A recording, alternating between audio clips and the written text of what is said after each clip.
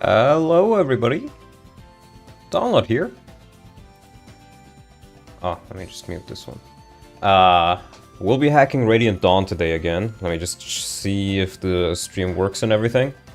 Do the security check, you could say. Oh, perfect. Okay. Hi, Abyssal Dragon. Hi, Vicious Cell. Hi, Luis Eduardo Lopez Delgado. Yeah, we'll be hacking Radiant Dawn today again. I haven't been doing all that much on the rebalance since last time. I think, let's see. I did this chapter before the stream. I think I did the second part of chapter 6 on stream. Let me just see. I just realized I don't have YouTube in my OBS. So let me just quickly pull this one over to my second screen. Hallo Yamil! And I think I did this. Did I do this one on stream? I'm not quite sure if I did this one on stream or not, but I did this chapter as well. And now comes the Swamp chapter next. I do want to say I'm not 100% happy with how these chapters are right now. I still think I want to do a little bit more changes on them. But I want to have a basic idea of the entirety of part 1 first. And after that I'll go back and maybe revisit some of the other chapters.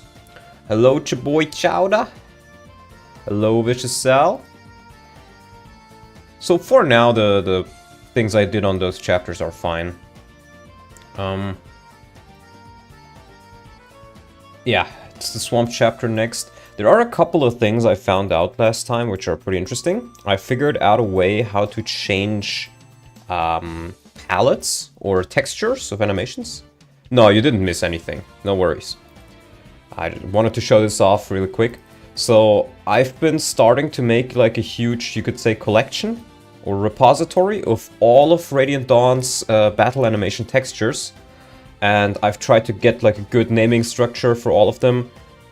It's still quite a lot to go. I think I'm like a third or maybe like a quarter of the way there. But as you can see, like for example, what would be a good example? Let's take Kill Lil, right?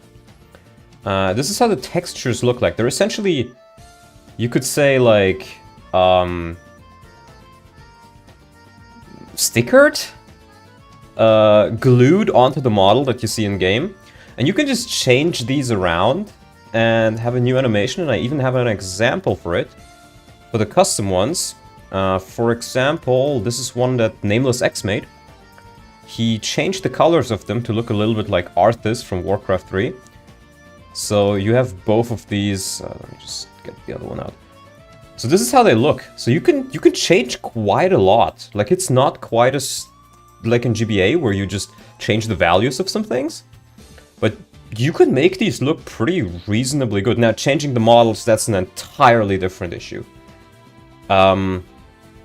But it's reasonably easy for somebody who knows how to use Photoshop or similar programs relatively well to just edit these textures or like change their colors up a little bit. Yeah, exactly. Just like that, Cell. Or for example, you can also do something like this. You'll get a little sneak peek of this. You can just put new textures into this. And it'll look like this. So, yeah. There's a lot of interesting things you can do. And it's all stored in these files, which you have to extract with Brawl Crate and everything. There's a tutorial, a small video tutorial I made that's available on Sal's Discord server, if you want to get into hacking yourself. So that's one thing I wanted to mention. The other thing I wanted to mention is, I can briefly show this, I think I have it in the testing one, Radiant Dawn. I've been doing some tests, oh, I should probably close Steam. I've been doing some testing on this version of the ROM. Now this will require a lot more work. but so this is just for testing. I essentially had the idea, okay, can I make units permanent? Can you make a Chancellor blonde? Yes, I can. Yes, I can. No possibilities at the moment for creating custom animations or mapping animation from tier 3 models onto tier 1 models, for example. No, you can do that. You do that the exact same way. You just give them the same AID. And they keep the same model and texture from tier 1 to tier 3. But my idea was essentially, okay, I want to try to make unit permanence a thing, because that's not super well explored. The issue is, when you change armies, your units don't stay in your army. Or there's like weird behavior there. So I'm still doing a lot of testing in that direction. But you can see, for example, I made like a dev weapon right here. 1 to 10 range, infinite use. And I added Jared. I just wanted to see, hey, would he stay around?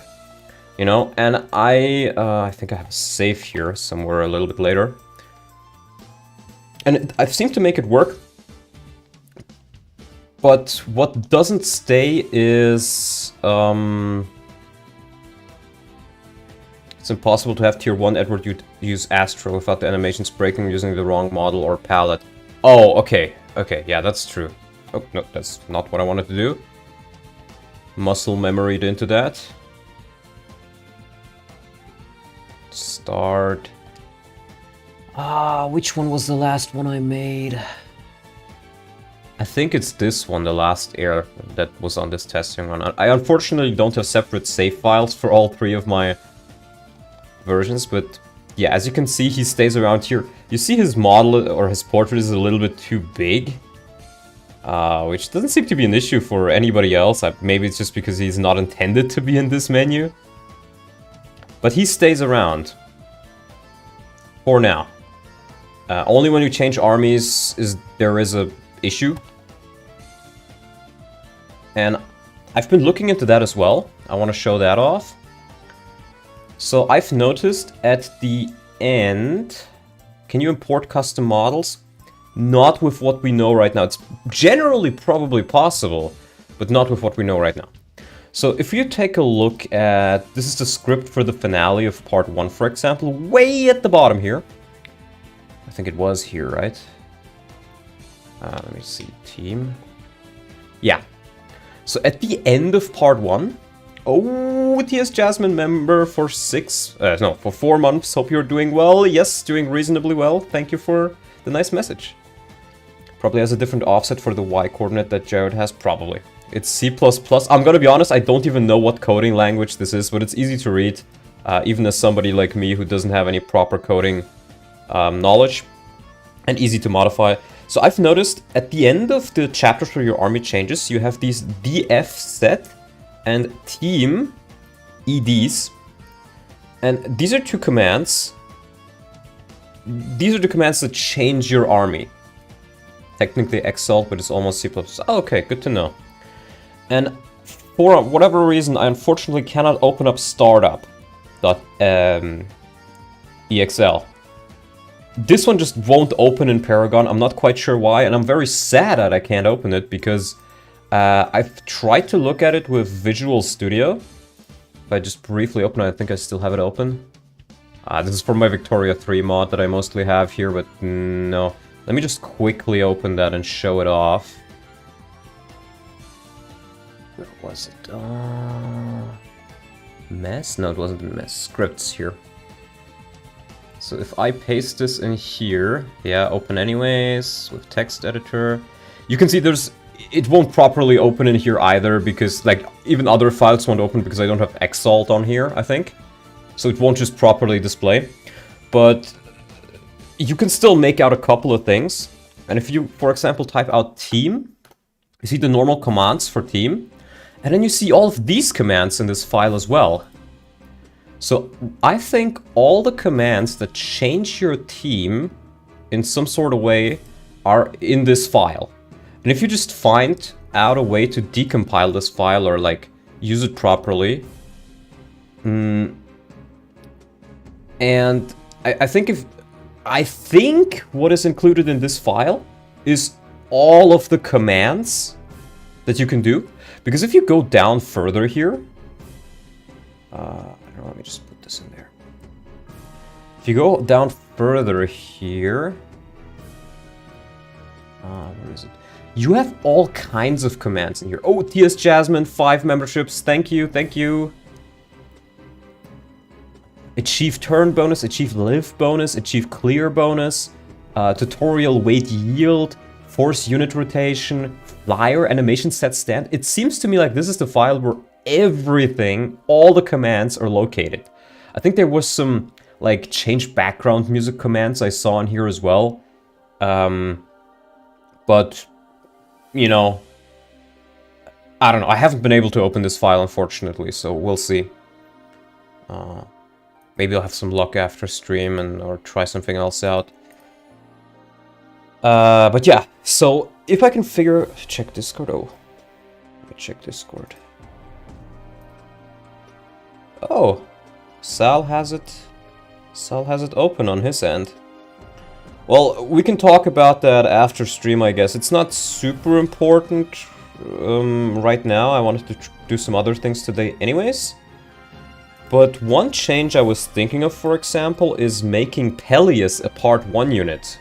Making him join after 1-5. Just and giving you an early Dark Mage, which just makes him more of an interesting unit.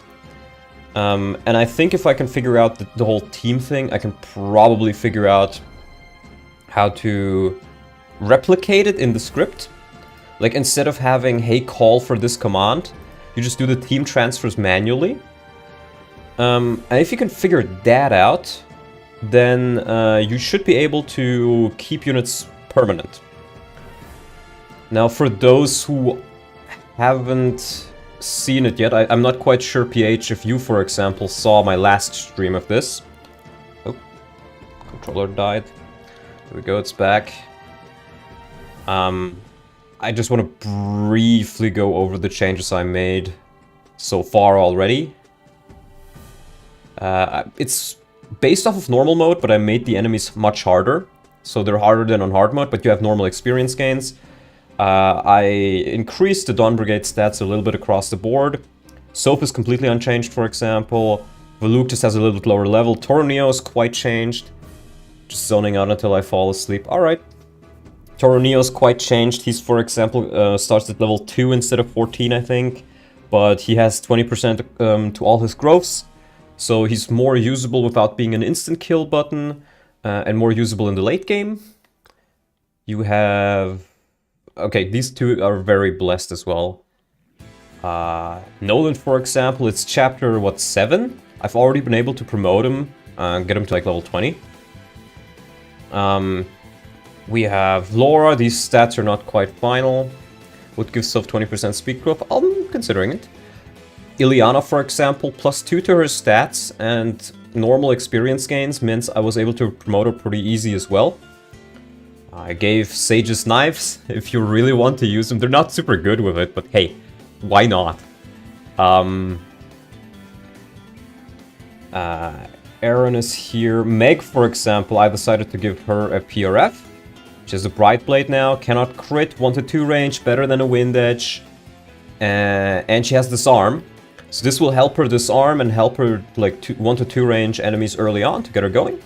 And if you train her, you'll have a character who can probably take a couple of hits and is able to potentially disarm characters so you can steal their weapons with Soph. So that's pretty interesting. Jill, for example, I reduced her strength growth, but I made her a little bit lower level. Still not quite happy with that. I think I may change that as well. Zerk is unchanged. For Frida, or Fiona, I gave her a magical lance from her dad. My intention with this was, okay, she has Imbue, so she heals. So if I give her 10 extra magic on her lance, while she uses it, she will heal by 18 instead of 8, but this unfortunately doesn't work. Imbue does not take into account stat modifiers, so it only heals by 8, which is quite sad. I have Tormod. I'm gonna make Tormod, Muarim, and Vika available to the Dawn Brigade throughout the entirety of it. They won't be super late, useless units anymore. So I've had to nerf them a little bit. Which sounds crazy. But yeah, because Tormod was just too good, Muarim was too good. Vika's actually I had to buffer a little bit. Vika was not super good. But units like Moarm, I kind of changed them around a little bit as well. 8 HP per turn at base is not that bad. Yes, but the idea was her PRF will make her like very resilient and help her get going, but I'll have to think of something else how I'm gonna change it. As for magic, you can set the weapon damage type to something different than the weapon type. Oh! Yeah, I was wondering how to do that. But you'll have Moarium, you'll have Vika.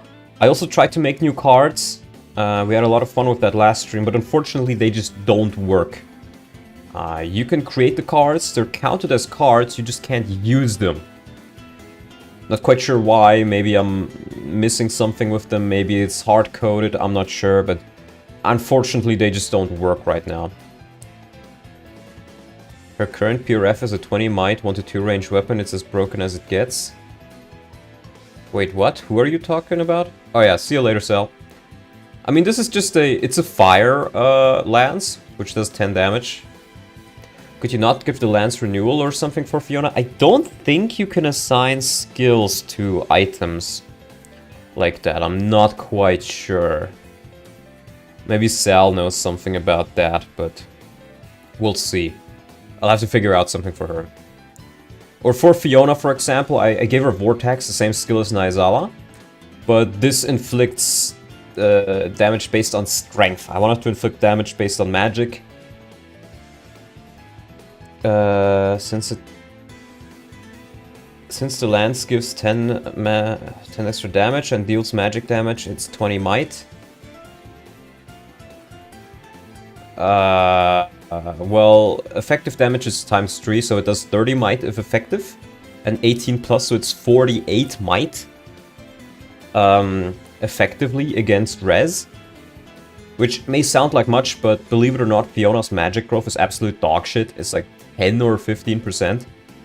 So she will not grow much past this. It's pretty much just a thing that helps her to get going, helps her to heal up, and can help her in part 3 against the Lagoose. That was the intended idea. And obviously her bases are a little bit better as well, but they're still not super spectacular. But yeah, I'll have to change it up a little bit more. Let me see. I did a couple of changes on this map already. Oh, okay. Maybe I haven't quite saved them yet. I'm gonna make all of these characters available, and I'm gonna make all of these characters no longer forced. I just generally don't like how much the game forces you to... Oops, controller. Forces you to use certain units, or does not allow you to use certain units. I think I already changed it though. Let me see. That's what, chapter 109? Because you have to change 2 things. You have to change it in the event. Just gotta find the event here. Oh, it's Sally. Oh, yeah, I've already changed it in here. I think I just haven't applied it yet. Rotate. I don't think it should cause issues if they're no longer force deployed, but we'll see. I've removed the game over conditions. So let me just copy that over real quick. I'll close that down. So to apply your changes, you just take the edited stuff and you paste it right in here. And let's open that up again and see if I could give the lance extra res or defense. Yes, but that makes it useful throughout. The idea of it was that it's more of a help to keep her, to, you know, get her going, rather than something that's like really good and that you keep throughout the entirety of the game. But yeah, I could do that. I'll have to see. Rebalance. Oh, I think I did hit compile on the script before I did the stream, so we'll see. But I'm open for ideas, so just let me know if you have any. There's been a couple which have been pretty fun. There we go.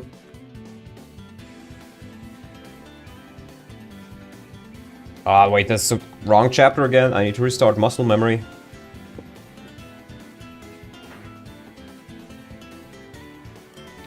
Muscle memory. It's this one.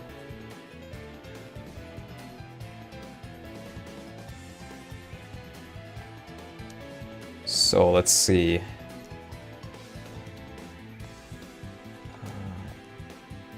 Okay, yeah. You see, Soph and Voluk are still force deployed, despite not being so in the script. And there is another reason for that. We take a look at the map data here. I figured this out just by looking at the stats, or looking at the bit flags. And all, what about buffing Elai's magic ranks in Wind and Fire up to D rank when she promotes? Maybe. I'll consider it. So, there's the bit flags up here, right? This is probably best explained in a chapter like... If we take a look at chapter 1 first. So Micaiah, for example, she has the bit flag 18 and 44C, right? That essentially just means something like, hey, she's the main character and she's a new unit.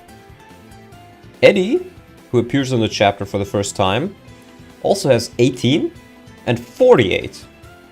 18 means, hey, he's a new unit. 48 means he's a normal unit, question mark? Normal player unit, I think? I'm not quite sure. But if we then take a look at the next map, at Micaiah, she's suddenly 440. And Eddie is also 440. 440 means normal unit that is not force deployed and keep stats from previous chapter. Something like that. That's what I've been able to figure out. Because if we now take a look at Nolan, we again see 1848. So new unit and take stats from, you know, the base.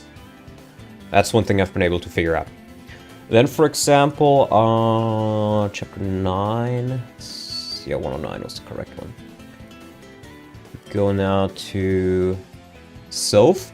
You can see 1C, force deployed. I need to change that to 04. Because I don't want Soph to be force deployed. So I'll change that to 04. Then we had... where is he? Voluk. He's also 1C. That also needs to be 1-4, or 0-4, sorry. Yeah, it was just those two. So with those two no longer being force deployed, you will have a lot more room for other units.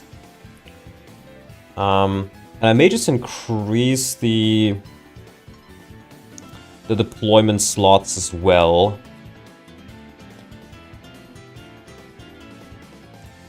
Or maybe I'll keep Nyla as a force deployed unit, but just make her like an extra unit you get instead of somebody you have to deploy. I'm not sure.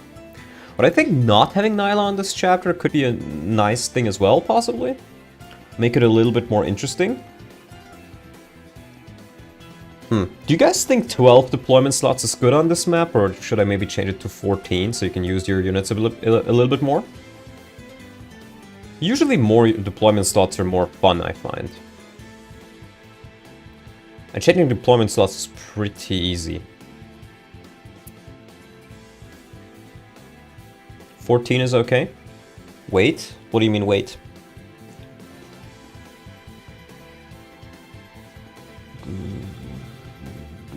I think this is fine. I mean, 12 is the usual slots you have. You just can freely choose them this time. I always found that you were a little bit restricted here. Keep in mind, I will make all of these enemies scarier. You will also see promoted units here. I think Radmim...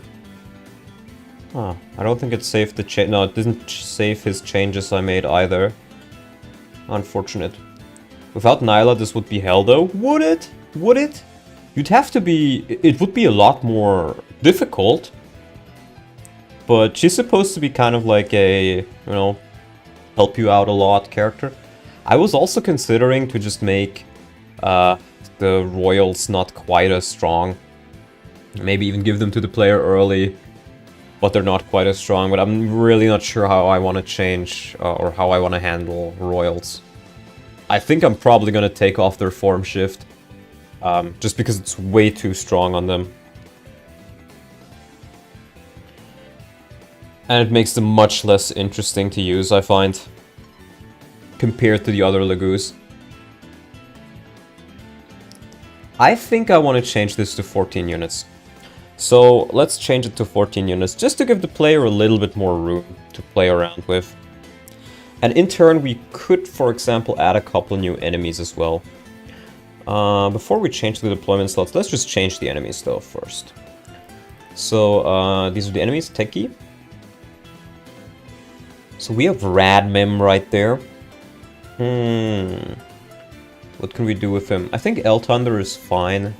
Let's change him to level 8 though. Level 8 promoted.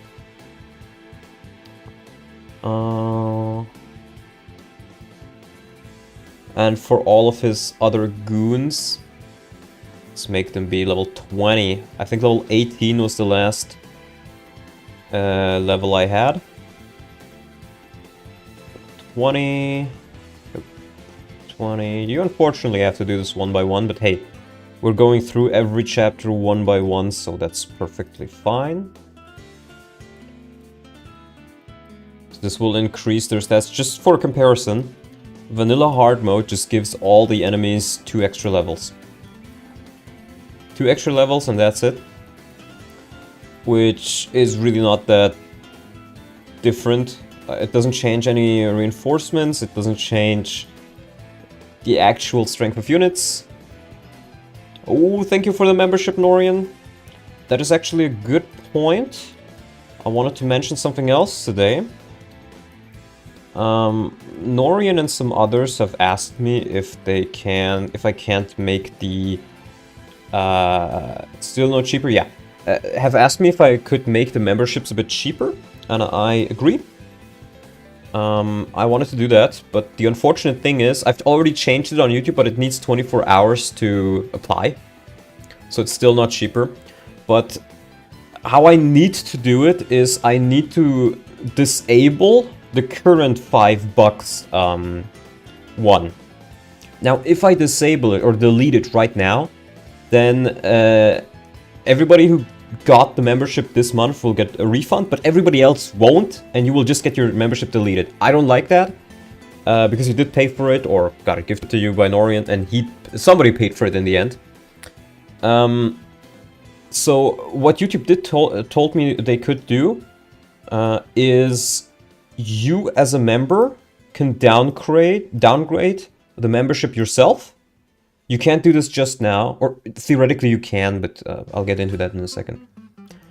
So if you want to keep the membership with the new price, then you have to manually do whatever this says right here.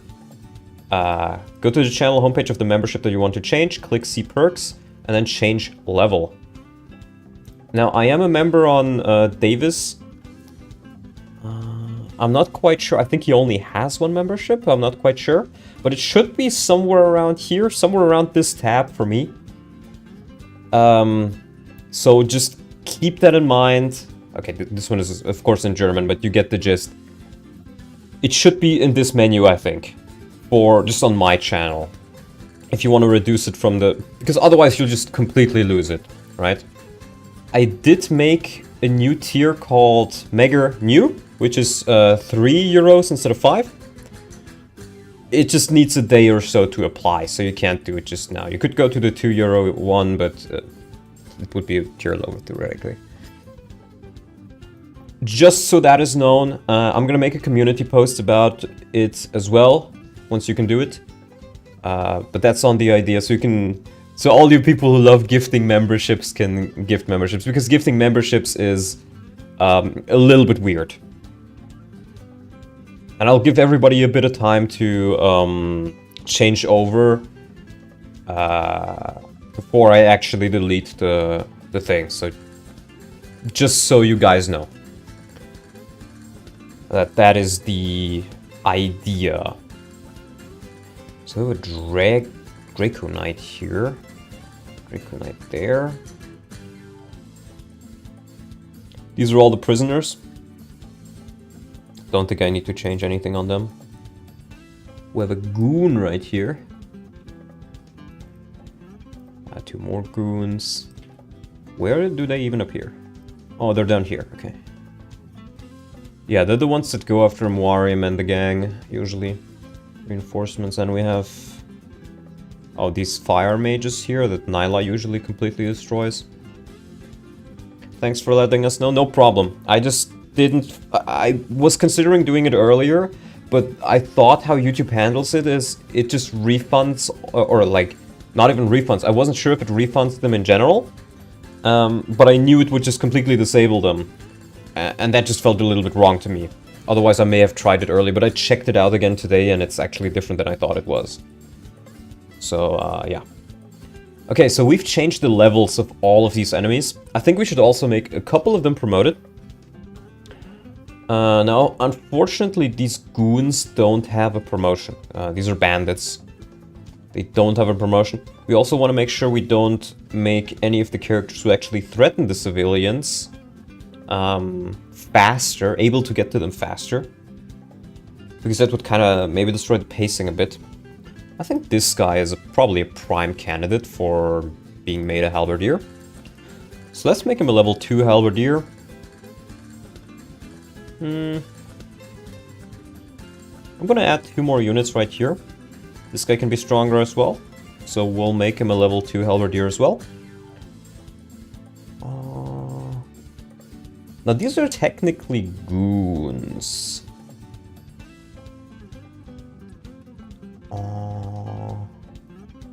I kind of like the idea. This being a, let's see, where is he? A warrior. There we go, warrior. Still has the poison next to... Goons, again, don't have a promotion, unfortunately. But, yeah. So we'll just make him a warrior. Maybe I'll add a promotion for them as like a berserker. Because I think I wanted to add Largo in as a berserker, which will, to be fair, just look like a warrior, but work like a berserker as a special class. So maybe I'll change them to a berserker after I add that in. But for now, they can be warriors. I think on the left side needs a little bit stronger enemies as well. Poison X. Let's make this guy a warrior as well.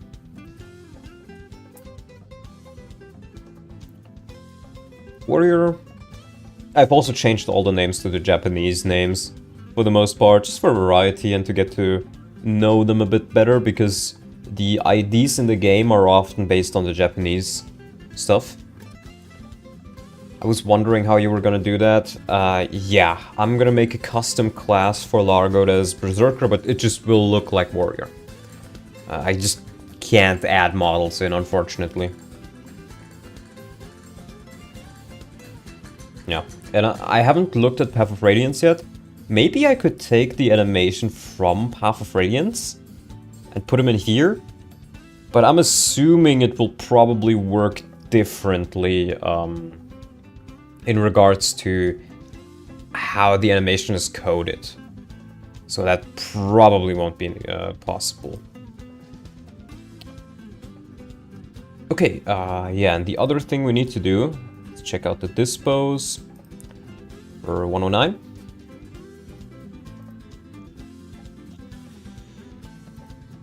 And right here in Mitaka, we're gonna add 2 new items.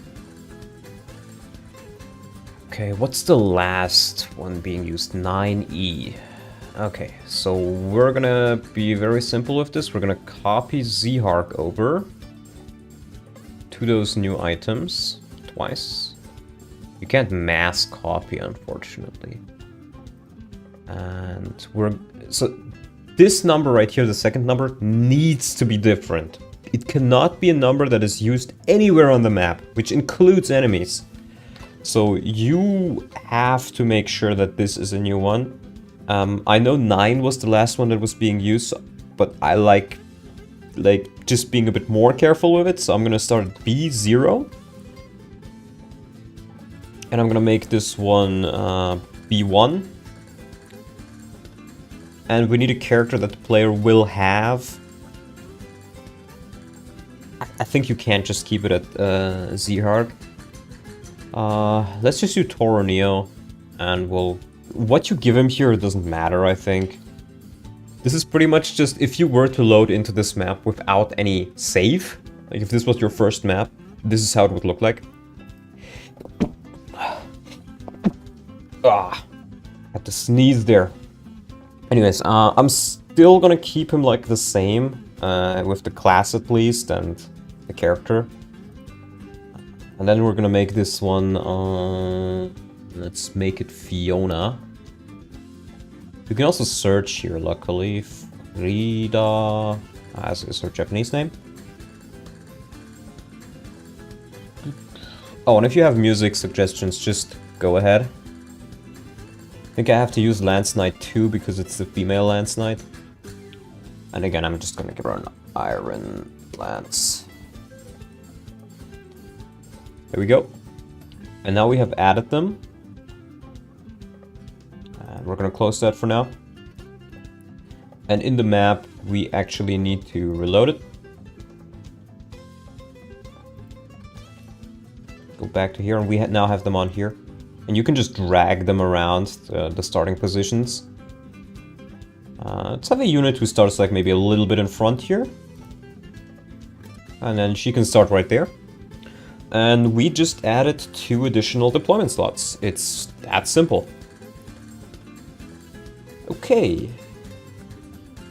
I say let's just give the map a trial run. Let's give the map a trial run.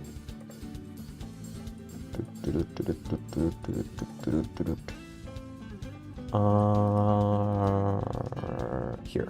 Compile. Save. Oop. Copy. Paste. Merge. And replace. And it's in the game, and we'll just open it up again.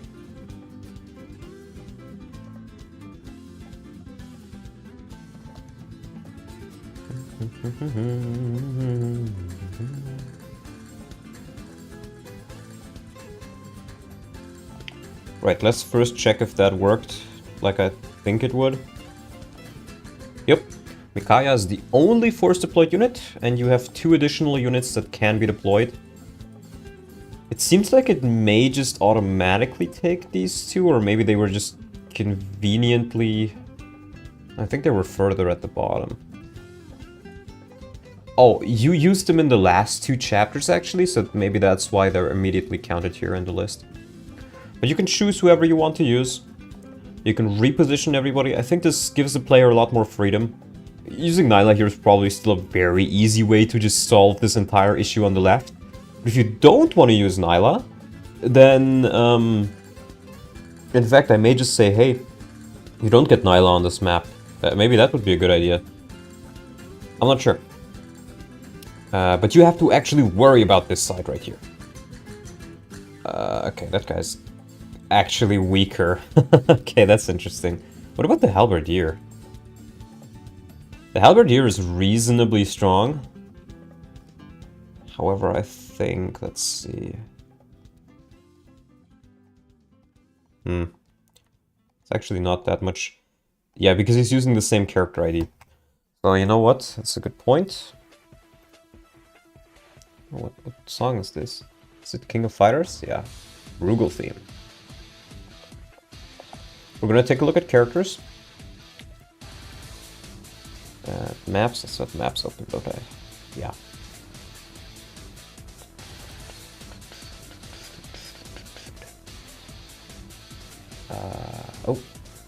Oh, I disabled hard. Never mind. Mitaka. Here. This guy, for example, he is Begnion 89. So if we take a look at the characters, 89 is a soldier. We're looking for a halberdier here that is part of Begnion. Pretty sure there is one already. Yeah, here. So that's 106. Which is actually, yeah, will be a bit stronger. 106. So with that known, let's make this guy Begnion 106.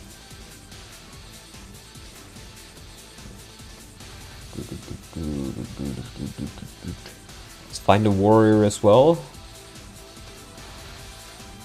I think there is a warrior as well here, right? Yeah. That's 122. So we'll change this guy. Oh, I know why he's so weak, of course. He's a goon.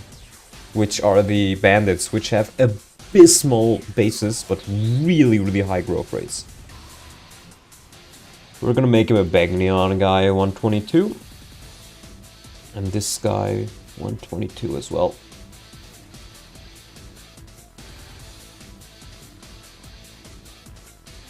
I think that's the only ones I changed so far, right? Yeah. Yeah, that seems like it's correct. Oh, this one as well. 106. And we have those changed.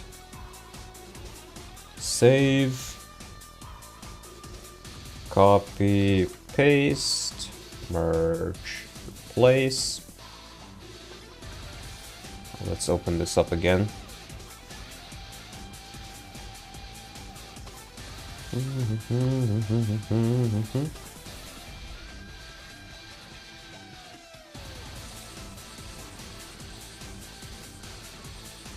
Hope the sound is fine for like background music and all.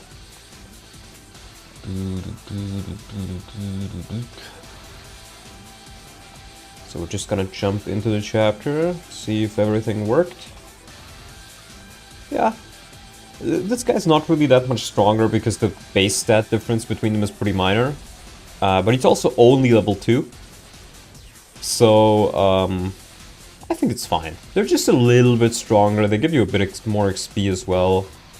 Yeah, see, this guy actually has stats now. He's a little bit better than the regular goon, I would say. Not by much, though. Really not by much. These guys are pretty strong. Crazy. This guy's level 15. Still 0 res. Wow. Draco Knights, man. And Radmim. I think I wanted to give him +2 across the board because I was comparing him to... Oh, she's not fielded, is she? Elise, aka Ileana. And as you can see, she's pretty good. I wanted him to be at least comparable. So... let's take a look at Radmim. Let's just give him +2 across the board. Oh. Reduced it by accident. There we go. That should make him at least a little bit more scary. Not quite sure what else I can do with him. He doesn't have any skills.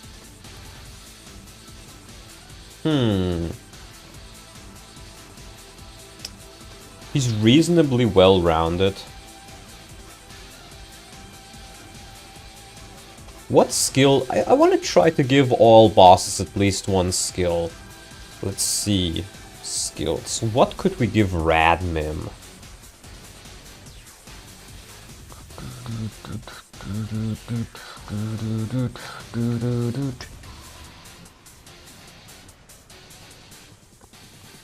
Aurora.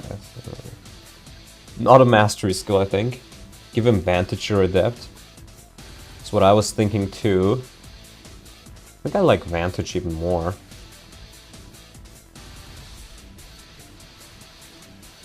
Daunt. If you saw this guy, would you be scared? This guy with a book in his hand. You would not be scared. I am sorry. Raph, cancel. He does look like somebody who would cancel you on Twitter, but... maybe I'll just give him Vantage. Radmin the admin? I mean, admin would cancel you. So you know what? I like cancel. Let's give Radman cancel. Because that's what he's gonna do to you on Twitter. If you don't do what he says, which is killing innocent people in a swamp. That should make him a bit more scary.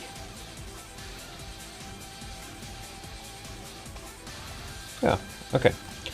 So with that being changed, we once again save. And copy the files over. Merge, replace. And I think now we can test the map out.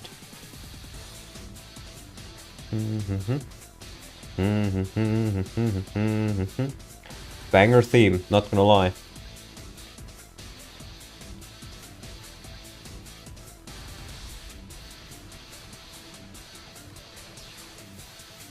I'm gonna do these talks, rest, and a goddess icon.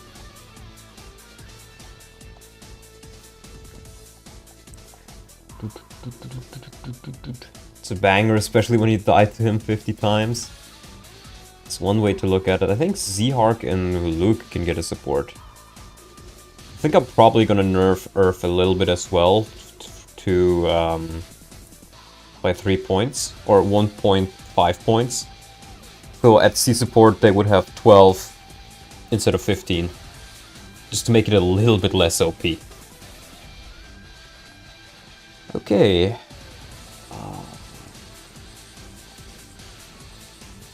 I don't think I need to do much, if anything. Let's first see who we even want to bring. Let's try to do this map without Nyla. Pika will be nice here. I think Jill will be nice here as well.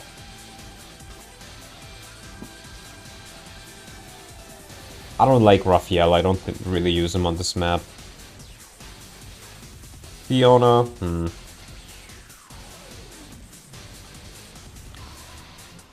I mean, Ilyana will be really good here, I think.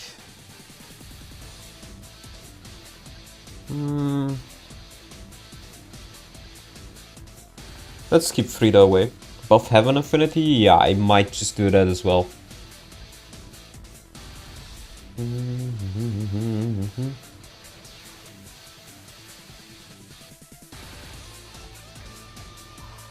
Let's do something like this.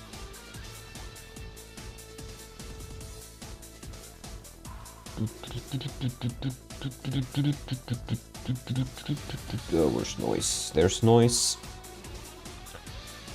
Let's try training these guys up a little bit.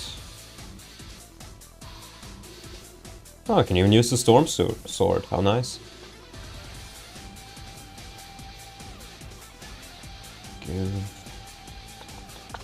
Brad.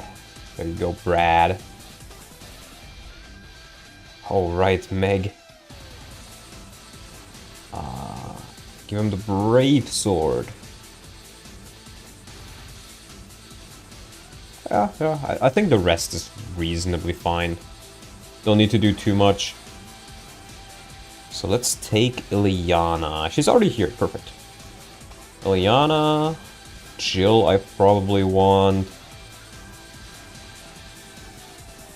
I think I want her right here. Warim, let's put him right there.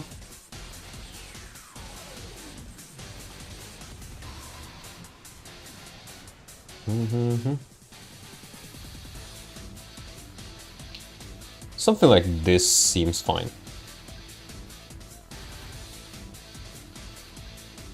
Laura can...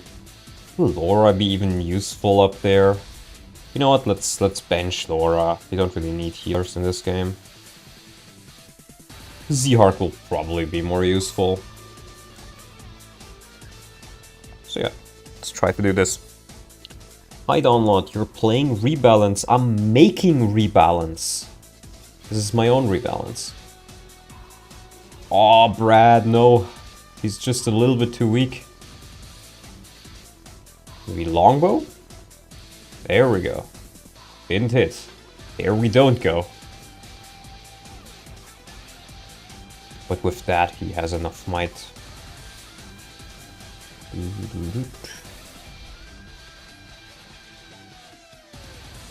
use the Silver Lance. Oh yeah, as you can see, like Toroneo with him being a bit nerfed, he's still good, but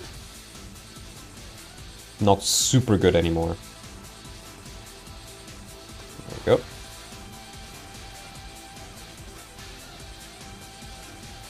Think steel? Oh wait, what?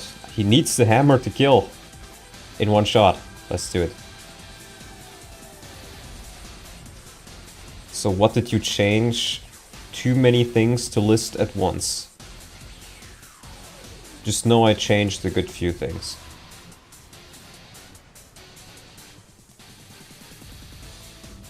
Okay, so these guys have like, what, 21 res? Okay, she barely takes any damage from that. I'm just a little bit worried. 23 damage, 13 damage.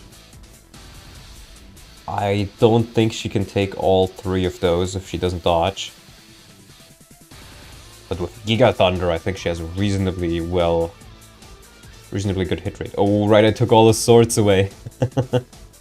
It is so over. Oh. Yeah, knives. Oh, I can use the Spectre card though. 12 damage, that's not bad. I think with combined powers I can kill this pre-promote. Never mind, Jill is dog shit. Let's still try. I don't think this guy one rounds her, does he? Oh, he barely doesn't double her. Oh, jeez. But barely is just fine. Spectre card? Oh, she can even run away, of course. 60? Oh my god, she actually hit. Amazing. And Warim... I think he should go down. Can't assign skills to items? Yeah, I figured.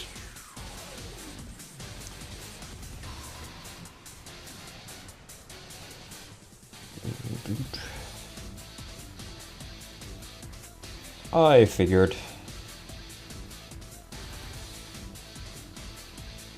I think there's a little bit too few enemies on this map. I feel like I should probably add a few more. Okay, we got Ileana right here. That's an Elf Thunder. 3% chance to get crit, but could be worse. Gonna run in here with Zehark. How much damage does she take? 20 damage. Which means, as long as she's only in range of one of them, she can take them perfectly fine. So heal. And I think I can do the same thing with this Goon. We attack, we use the Spectre card, 13 damage. And I hope Jill can now kill. Oh, she cannot. Jill, when I'm in a dog shit competition and my opponent is Jill. Don't ask me why I'm in a dog shit competition. I don't know either. I think I'm gonna do this though. Yeah, so he can't reach.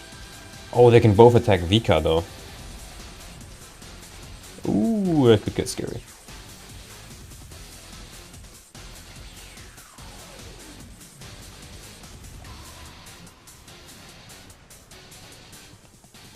Yeah, this feels like there's a little bit too few enemies.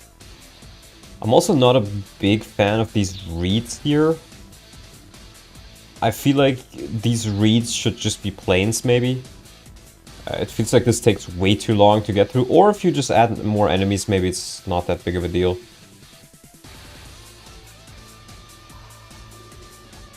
Oh, we got hit by that 25. That's not nice. Yeah, they're starting to go after the first few guys. I think I will also make Fiona... not Fiona. Vika and the other... Vika and Warim and Nyla, if you choose to field her, instantly transform.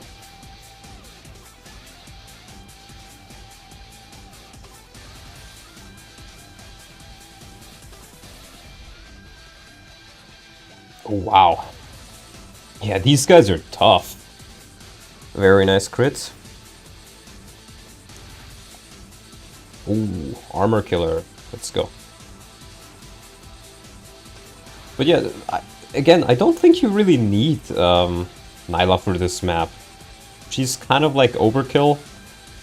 Makes the map less interesting. Okay, Jill. Now, I don't think Jill can do much against that guy, so maybe we wanna use Vika. Yeah, I'm gonna use Vika. I'm gonna shift. Use an herb to heal up a little. Oh, right, I forgot to change her magic cap. I think it should be 30. Let's try and do that right now so I don't forget. Glasses. Where are the crows? Oh, I need to check what she actually has.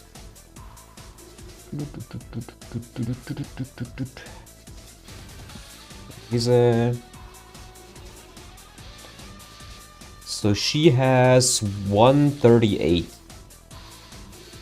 right now. Yeah, and this is the promoted, or this is the transformed one.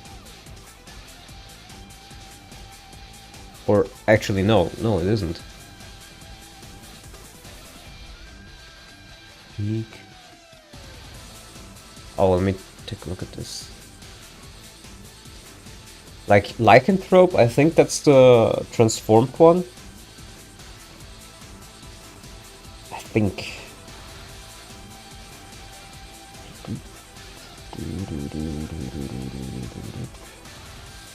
Yeah.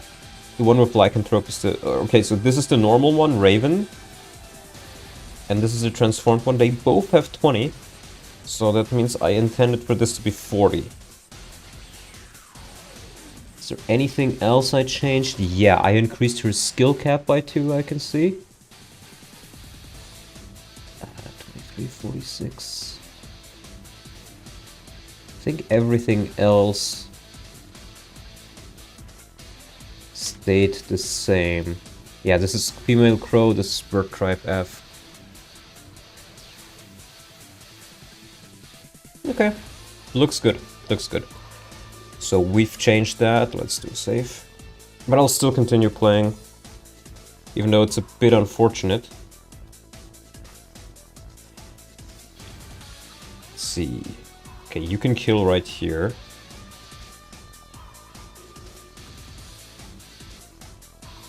I think you survived 2 turns normally. 27. Oh, right, but I nerfed him a bit. I remember now.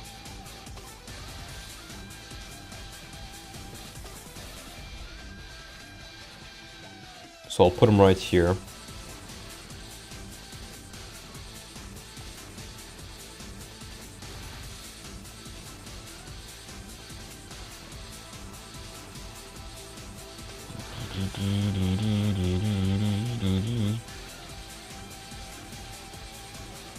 Okay.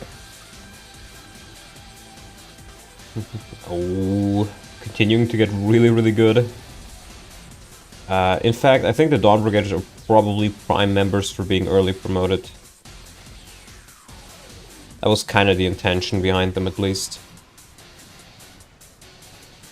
That you can reasonably early promote them without too much issue and hassle.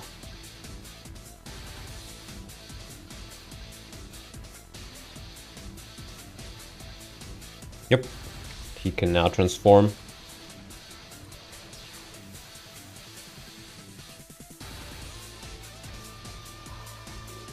Yeah, he now has renewal. So he has an easier time recovering some HP, but he's more of a strength and speed tiger rather than super defensive. I think as long as he shifts though, yeah, he does some good damage here. And a good dodge as well. Vika. 25 damage. Yeah, see, Spectre card Vika. Spectre card Vika, everybody. This is what the world has been waiting for.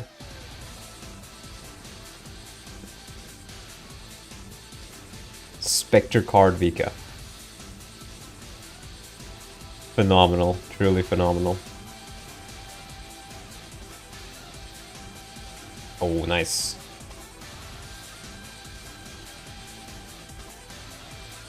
I'll just put it right there. And again, the rest of this is pretty easy, actually.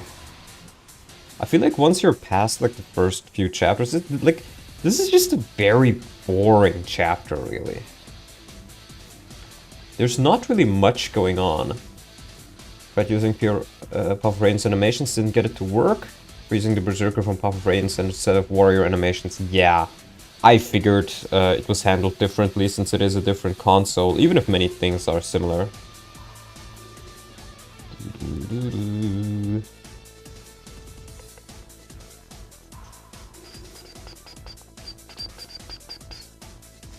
Is there any other map that uses reeds? Because if no other map uses reeds, then I might just change the movement costs. I feel like they're a little bit too harsh. It's just like walking through sand, which is not very fun.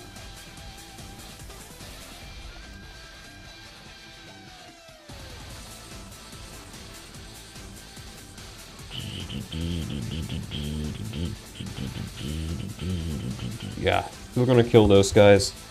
But you only need one of them to stay alive.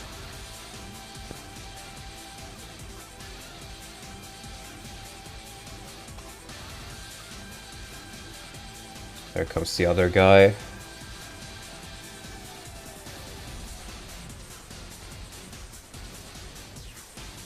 And I can just kill off with Beak. I hate sand. I don't think you're the only one. Ooh, that's not nice. Mickey, please heal. Heal hand.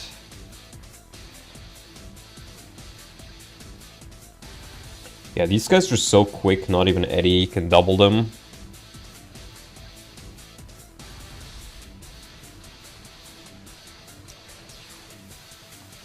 Oh, it's a Wind Mage. I never realized they actually look that different.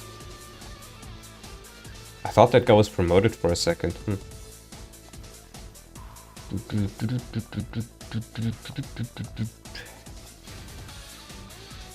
Seal you up.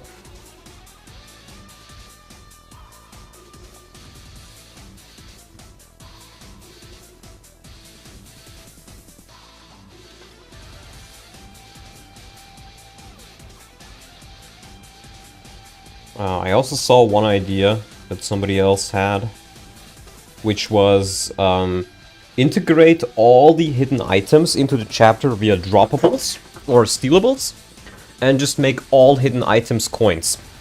Because I don't think I'm the only one who fucking hates hidden items. They're not very fun, especially if they're so good that you kinda do really want to use them.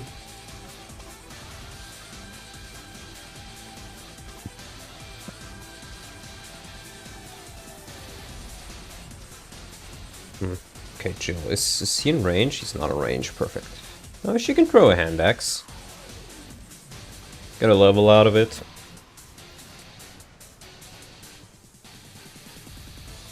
Ooh, he goes there.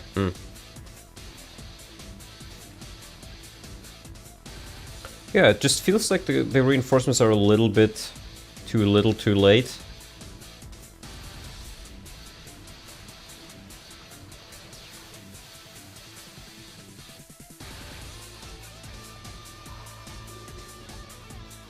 Hidden items are a pain in the ass. Yeah, I would agree. I don't like these guys having crit rate on you, if I'm being honest.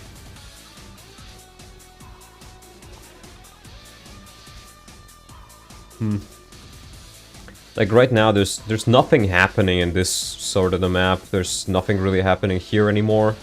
By turn 6.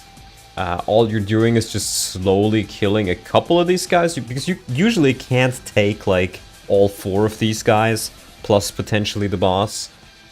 So maybe I should move him down just a little bit, so you first have to deal with his underlings. And then you have to deal with him. Or maybe... maybe he starts preparing a bolting tome.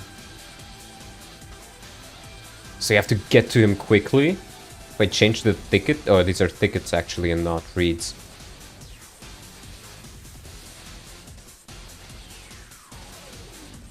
Oh, no. Don't like bolting. I was thinking maybe, okay, like it makes the player have to hurry to him before he gets the bolting.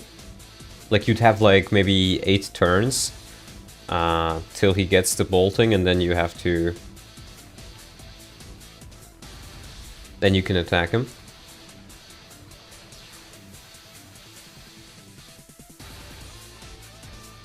Bolting and swamp do not mix. Fair enough. And again, this is a route map. Does this really need to be a route map? I probably want to make this a kill boss chapter. And encourage the player to... Yeah, see, this is how I can encourage the player. I'll make it a kill boss chapter. And I'll make it so there's a shit ton of reinforcements from the left.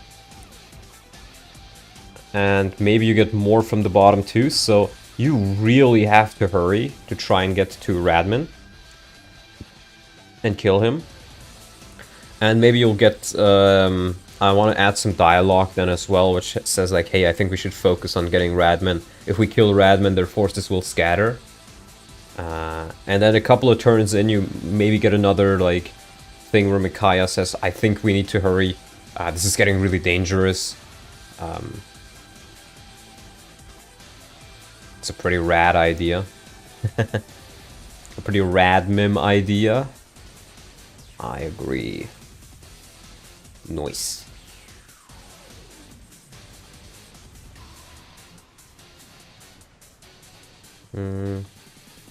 Let's just put Soph right here with a knife and a pure water.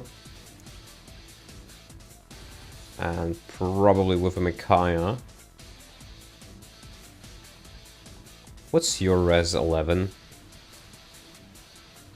I think Nolan can at least take a handful of mages. Reverse, and we'll shove Brad out of the way. Shove.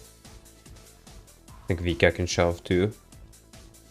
Craw, craw.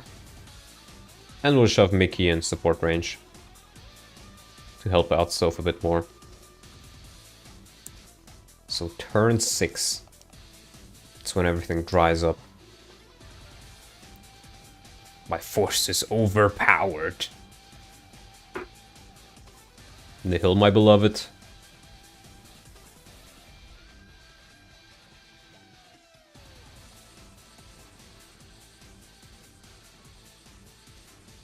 Yeah, you still get reasonably good experience out of these guys.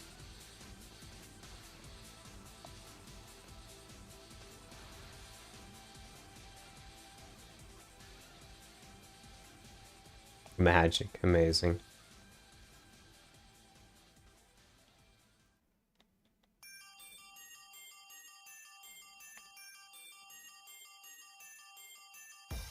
Oh wow, yeah, Radmim is not to be fucked around with.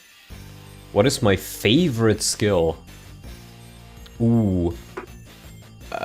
It depends on the game, but there's the ones that I really like are probably found on Gororov, the character for the Maximum I made for the FE8 one. I really like Silent Pride, +2 defense and strength, or like +2 extra damage dealt and 2 less received for every 25% of health you're missing. That's very fun. There's Frenzy for every 4 HP you're missing, you do 1 extra damage. I would say those are some of the most fun ones, for sure. Oh, and you know what? We can use our Spectre card here to do a little bit extra damage. Oh, the music stopped. What made the music stop? It just asks you if you've listened to a lot of music.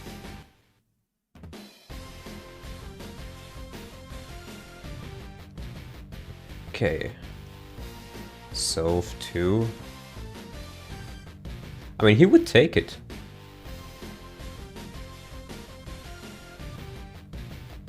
There we go. Almost level 9. Soph actually useful. While on the topic of useful, war crime.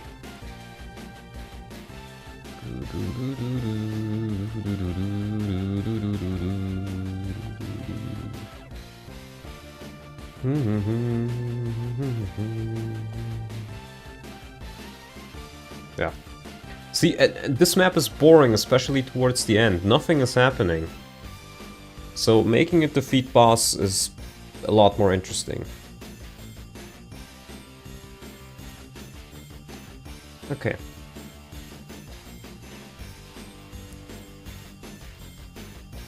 For me it's Nihil and also powerful support skills. Support skills are definitely more fun than proc skills. I think proc skills are generally pretty boring. Nihil is insanely boring as well. Because Nihil is either completely useless or completely necessary. It is an incredibly binary skill. There is no in-between there, right? Because enemies, like in Radiant Dawn for example, right? 90% of enemies don't have a skill, so it's completely useless. 5% of enemy, or 9% of enemies have a skill, but are not strong enough to be, you know, where it matters. So it's also useless. And 1% of enemies have skills that are so strong you need Nihil. Which makes it quite boring, I find. Like, I wish Nihil was kind of split apart into several skills. You could say, let's say if you have a theme where all of your skills are elemental based, right? You have fire based skills. You just take the skills that Fire Emblem has, like cancel and whatever. You say, okay, cancel is a wind skill now. Or is a light skill, or is a heavy skill. You give them some sort of categorization. And then you say, okay, you have Nihil against light, medium, and heavy skills. Right? And suddenly it becomes more interesting, especially if you give the enemies some skills too.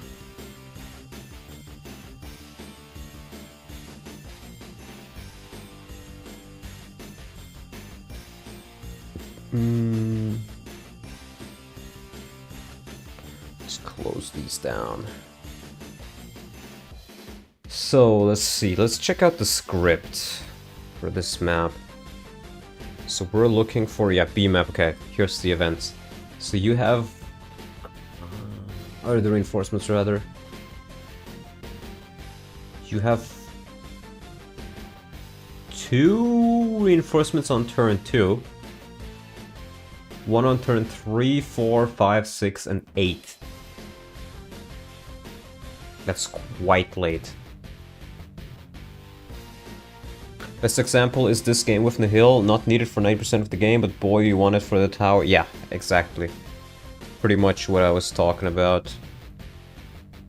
So let's see, so I have it open on my second monitor. While on topic, let me drink something real quick.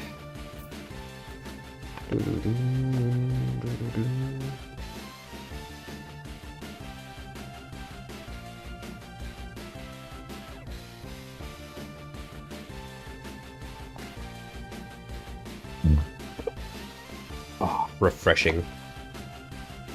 Refreshing. The hill was arguably at its strongest in FE8 CMU. I had it on all the characters I designed except the one that got in. The thing with Nihil as well is, though, again, it's either useless or incredibly powerful, but in any case it's a boring skill because Nihil just makes it so you say, hey, I don't care what your skills are. You essentially just remove a mechanic from the game. Which can be strong if that mechanic is not in your favor, but also incredibly boring because you're removing a mechanic from the game. So let's see. So the first event is BMAP Z04. So these two goons, they appear on turn... Actually, no, hold on. It's Z06 that appears first. Wait a minute. Take a look at this, guys. It asks for Z06. Oh, N. Oh, if normal. This is only on easy mode.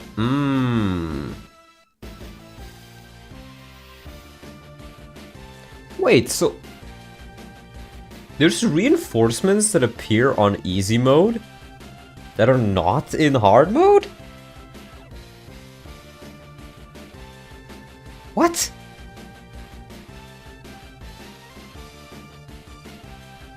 So this guy appears either way. This is 03. Let's check the normal. Yeah. Where is this guy? You have a Draconite that appears on easy mode instead? This guy appears on easy mode. Reeds are also on 3.5, so changing them does massively change the pace of the goose come at you there. True, true. That's very true. So I guess I won't be changing them then. So this Draconite is just here on easy mode? The map is more difficult on easy mode?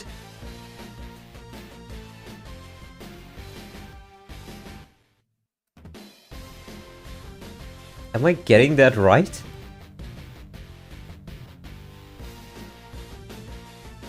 Yeah, because Z06 is only available on... Hold on.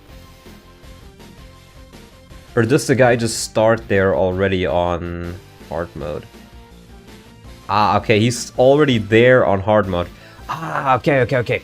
So, he is there turn 1 if you play above easy mode. But on normal and hard, on easy mode he appears there on turn 2. On normal and hard, he appears there on turn 1. That's why he's in reinforcements and that's why he's a reinforcement in easy mode, and not in the other ones. Fix hidden items by changing all of hidden items to sparkle tiles, which are visible with 100% success rate. Those are used in Japanese. Part 4. That's a good point. I mean, I'm not quite sure how I would do that, if I'm being honest. I don't think it's something I want to fiddle around with. I think it's more interesting to just say, okay, let's not care about the hidden objects and just use them for coins. I think hidden tiles are fine enough for coins, to where you don't necessarily need to look them up. You may know their approximate location. And that's enough. Maybe I'll increase the location where you can find them at. Like, instead of just being on one specific tile. I think there's one that's like somewhere around this part. I could say, okay, instead of being on like this tile, for example, it's in this entire area right here.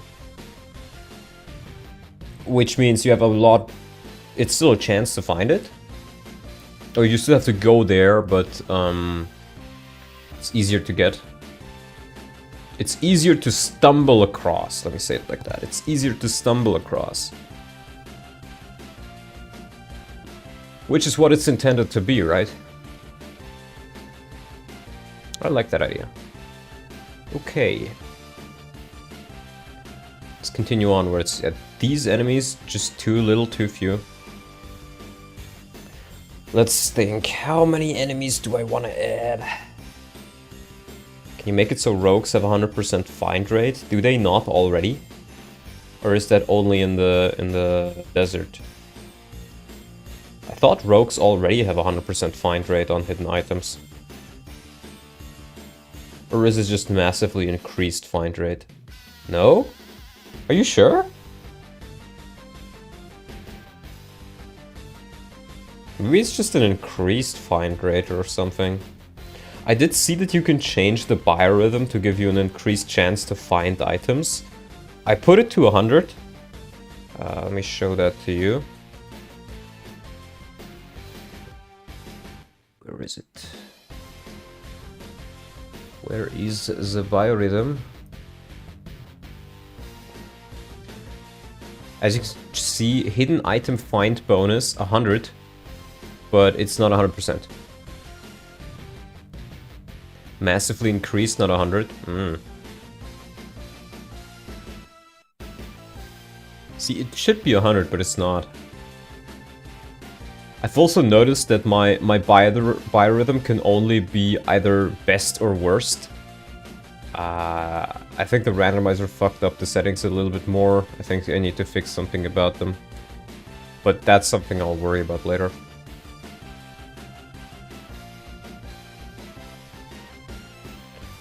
Right. Reinforcements, let's see. Okay. So I think we need to put it into techie. Let's add, how many units do we want to add? Let's count first. So I think like maybe 3 or 4 units in this general area would not be bad.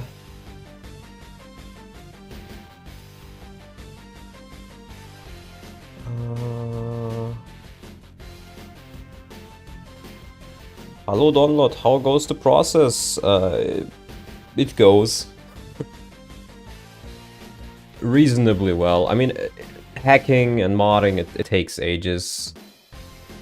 But, you know, it is what it is.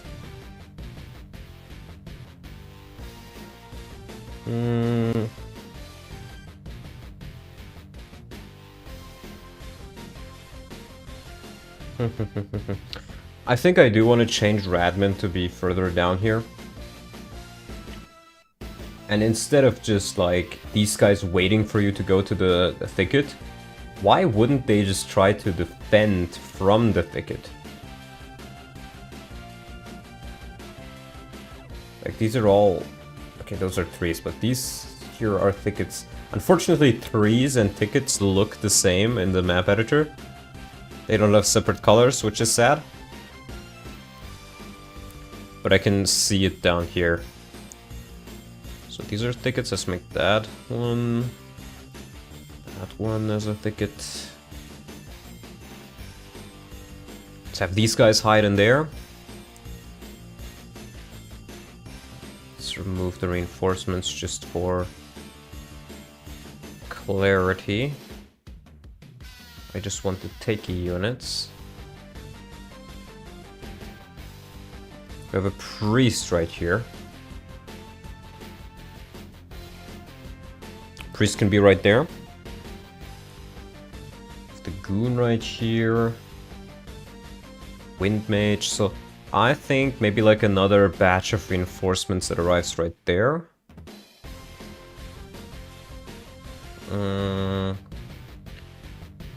These guys. These guys are fine. But there needs to be a couple more enemies right here. Tuesdays are stacked for stream with Download in the morning, Manx at afternoon, and Zev in the evening. Oh, both of them are streaming? Not gonna lie, I kind of forgot. But yeah, you know, honestly, this is one thing I really like about, you know, building your own little sphere of, or like, building your own little community or sphere, whatever you want to call it, of Fire Emblem creators.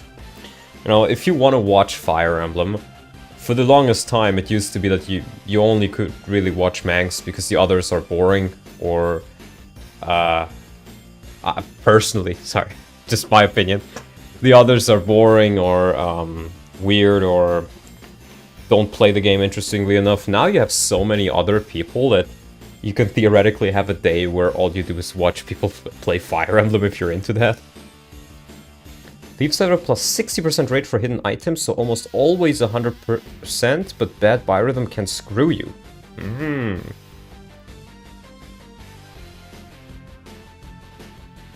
Okay, I should probably make like a little note here. Where is my note thing? Let me just use this one right here. That's why I have it. So we want to add... And now I probably should enable the reinforcements again. Ooh. Oh, there we go. Yeah, there's no reinforcement right here. There's only this Draco Knight. Actually, there's these two guys. These two Draco Knights, they appear on... I think they appear very late though. Are these the guys that appear on turn 8? Yep. They appear on turn 8. I think it's fine that they generally appear. Let's maybe put them down a bit. So they spawn in with this guy at the same approximate location. This for 2. Let's make these one appear on turn 6. I think that one is definitely something we can do right now. They appear way too late. They can still appear late. They shouldn't appear too early. But I want the player to finish this map in like at most 8 turns, I think. In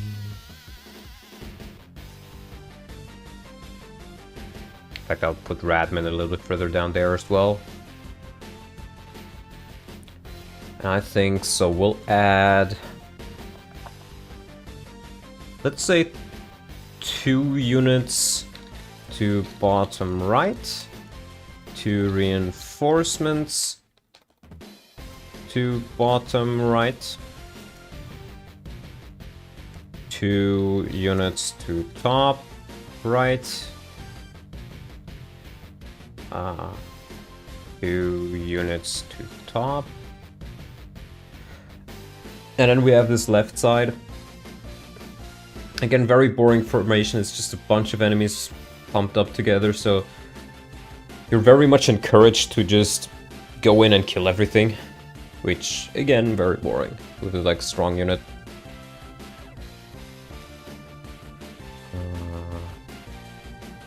I think we definitely should have 1 unit right here.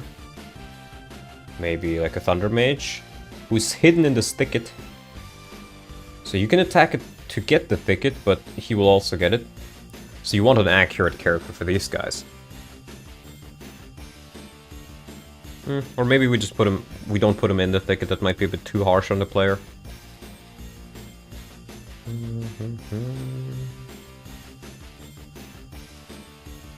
The priest is fine. I think the Begnion guy can be up here. Put the fire guy maybe like hidden right here in the thicket.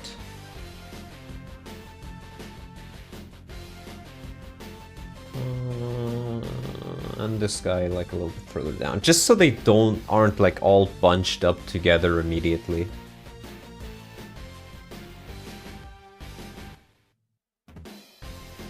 And do I want reinforcements in here? You already get 1 reinforcement here, and I think you get another somewhere. That guy's from the bottom. Oh wait, these guys already are reinforcements. Ooh. Okay, then that's not nearly as bad as I thought it was. So we're just gonna put these guys probably right here, or maybe like further down. These are thickets. This is a fine position for them.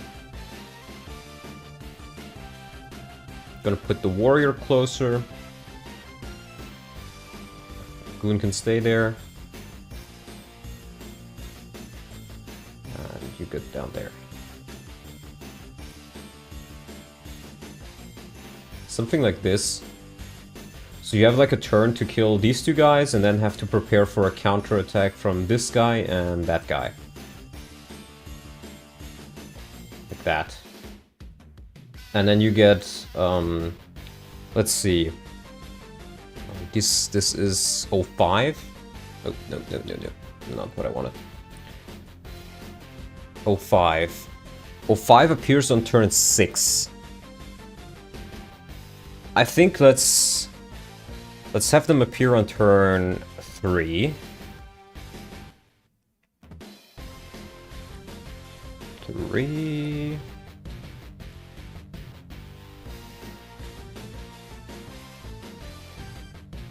Then you have the Goon, which is 03. 03 appears on turn 4. I think 4 is probably fine. Although I think I may want to have some units appear alongside him.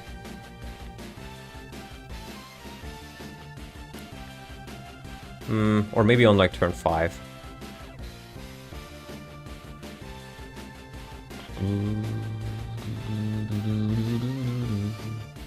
Who appears on turn 5? That's Z01. This Draco Knight. It's also a bit...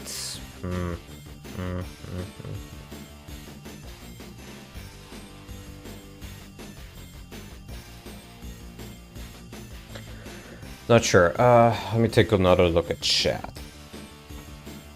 Let's see.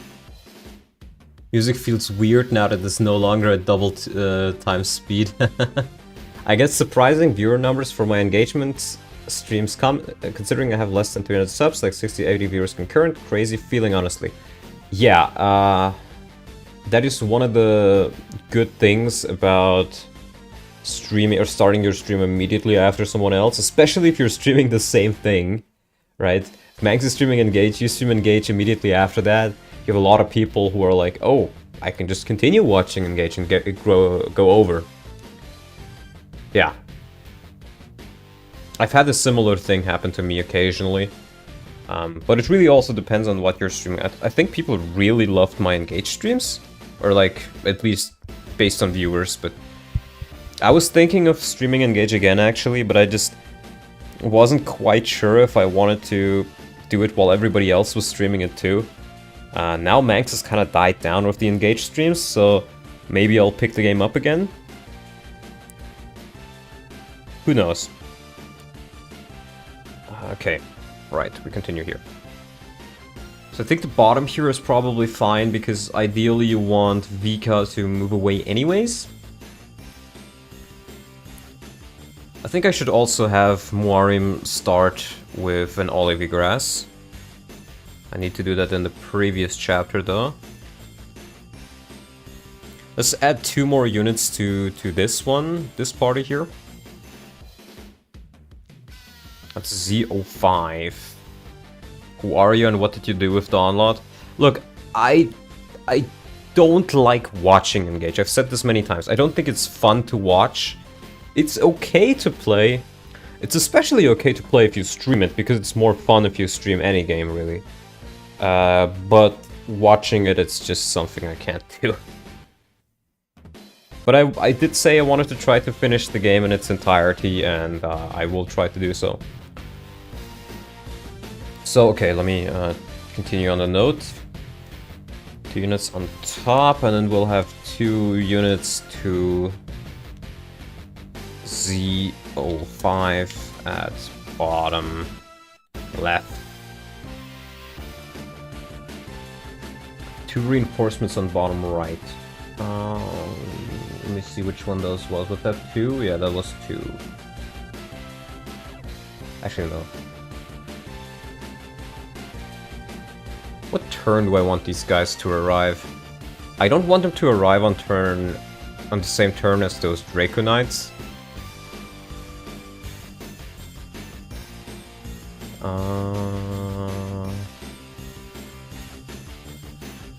And I don't really feel like making another group, so I think I can just make them appear on the same group. We have Z05 appearing on turn 3. Yeah, let's add those 2 to turn 3 as well.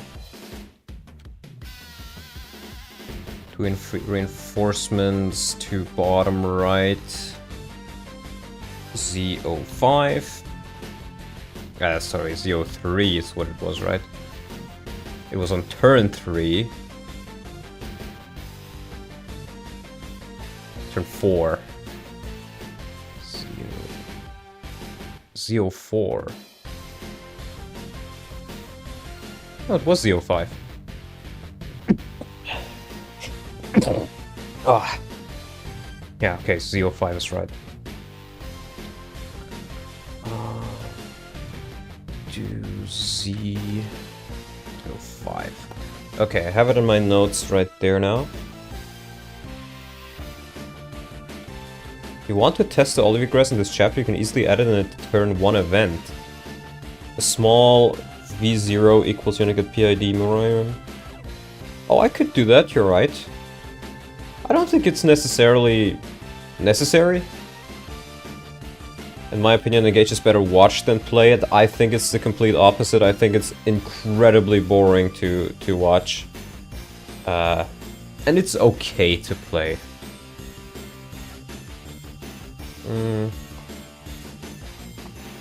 Right, ZO2 was the reinforcements, those were fine. I think all the timings here are okay now. Let me open this on the second screen.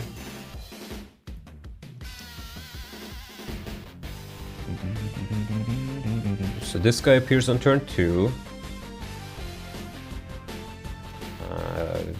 Let's go from 1. Then we have ZO4 appearing on turn 3, which are these guys, which is fine.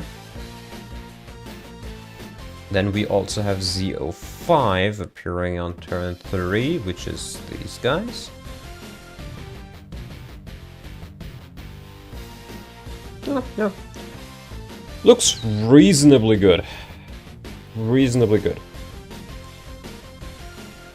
So now, I saw that you can just add spawns right here, but I don't really know why, but that was kind of a bug for me. I mean, I can try it again, add spawn. Yeah, it gives me this little error here. I'm not quite sure why. It won't... Like, it worked at the start, but it doesn't work anymore. Am I gonna use this mod for the mod for Engage as well? Well, what is the mod? Last time I was using some cosmetic mods and I only want to do cosmetic mods for Engage if I played. A more chill stream. What kind of streams don't count as chill streams? The sweaty Iron Man streams where I am like, I only have 5 units and I'm in the last chapter. That's a sweaty Iron Man stream. That is not a chill stream. And, you know, I also answer questions during Ironmans. Yes, but part of that is also if I'm doing an Ironman, I try to commentate the entire time. I try to let there be no dead air. For this one, it's much more of me just like not doing all that much, explaining my thought processes a little bit more, and maybe just being silent for a little bit longer than I usually am on the streams. The one that cuts out the story and makes the game more streamlined? No, no, no, no, no. I will not use anything like that. I wanna see all Engage vanilla has to offer, so I can properly say it's shit. Because if I'm gonna use a mod like that, then people will be like, oh, but you didn't play the actual game, you used a mod, so it doesn't count and your opinion doesn't have any worth. Which, I think is stupid, but I want the voices to stop. Let's say that, so. So yeah, as you can see, I got an error message for that. I don't know why, but I have to do it via the dispose thing. But weirdly enough, if we go into here... Where is it? Ah, see. Gameplay change mods are cringe, don't backtrack. What do you mean, don't backtrack? I'm not backtracking on anything. I'm fine normally with gameplay change mods if they're, like, you know, if they're actually worth using, so they're good. But for Engage, I want to be able to say it's shit. Don't listen to these voices in your head. They're not on my head, they're on my screen. They're called Speedwing. They're called my opinion is worth nothing if I haven't completed the game on the hardest difficulty for like half a year, every day. Which was very not nice to hear.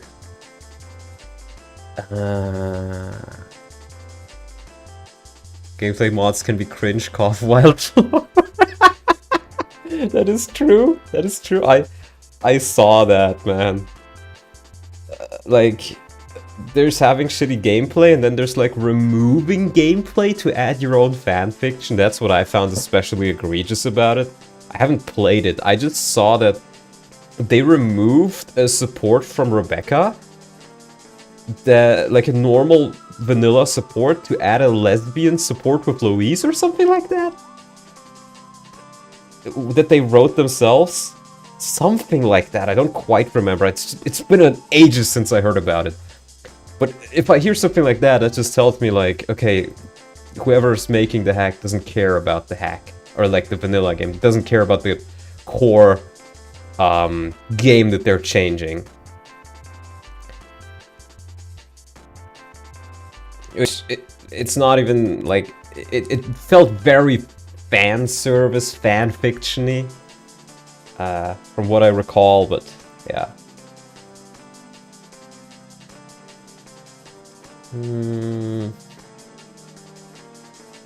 Right, so we're gonna add the characters now. We have, yeah, see, this one actually got created from when I clicked on it here. It just didn't show it in here immediately, and it only showed it in here after I changed something with it. So I don't know why it's bugged like that. I will delete that one just in case it's buggy somehow. The one FE8 rebalance that was allowed on FE3 also felt like it ended up a bit too far from FE8 in the end. Start was incredibly solid. Which one was that? I'm not quite sure. Was that the Forged one? Is that what it's called? I'm not quite sure. There is one FE8 quote-unquote rebalance that I really liked. And that was Darkstone. It's technically not a pure rebalance. It's FE8, but you play with Leon. So the chapters are structured differently, the story is different, but most of the chapters are based on FE8. Most of the mechanics are based on FE8. And that one, honestly, with the changes it made, felt the best FE8 rebalance I'd seen so far, funnily enough. And I felt quite similarly about Ekisax, which is the hacker you play as Zephiel, that I've been streaming as well. 2 to the bottom right. Then we have 2 units to the top right. And 2 units to the top. Forged with the Draco Zombie CG thumbnail. I don't think I even watched that one. I think I was thinking of like a different one that released earlier, I think. Favorite vanilla FE game? Shadow Dragon. My top Fire Emblem games are Shadow Dragon, Fire Emblem 6, Berwick Saga, I would say. And the other ones are probably Path of Radiance and Radiant Dawn, now that I think about it.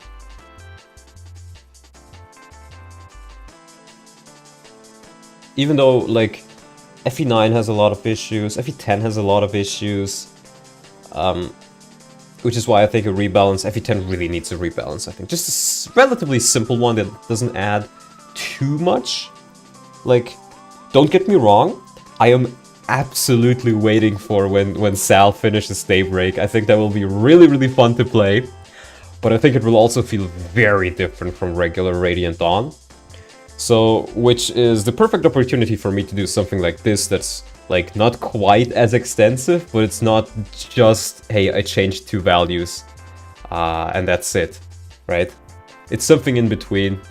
I think that has a place too. I would have liked a message from the FE3 team that they did allow this one for reasons X. It's also FE8R, which is made in Lex Leonis. It's so far from base FE8 that I'm very excited about it.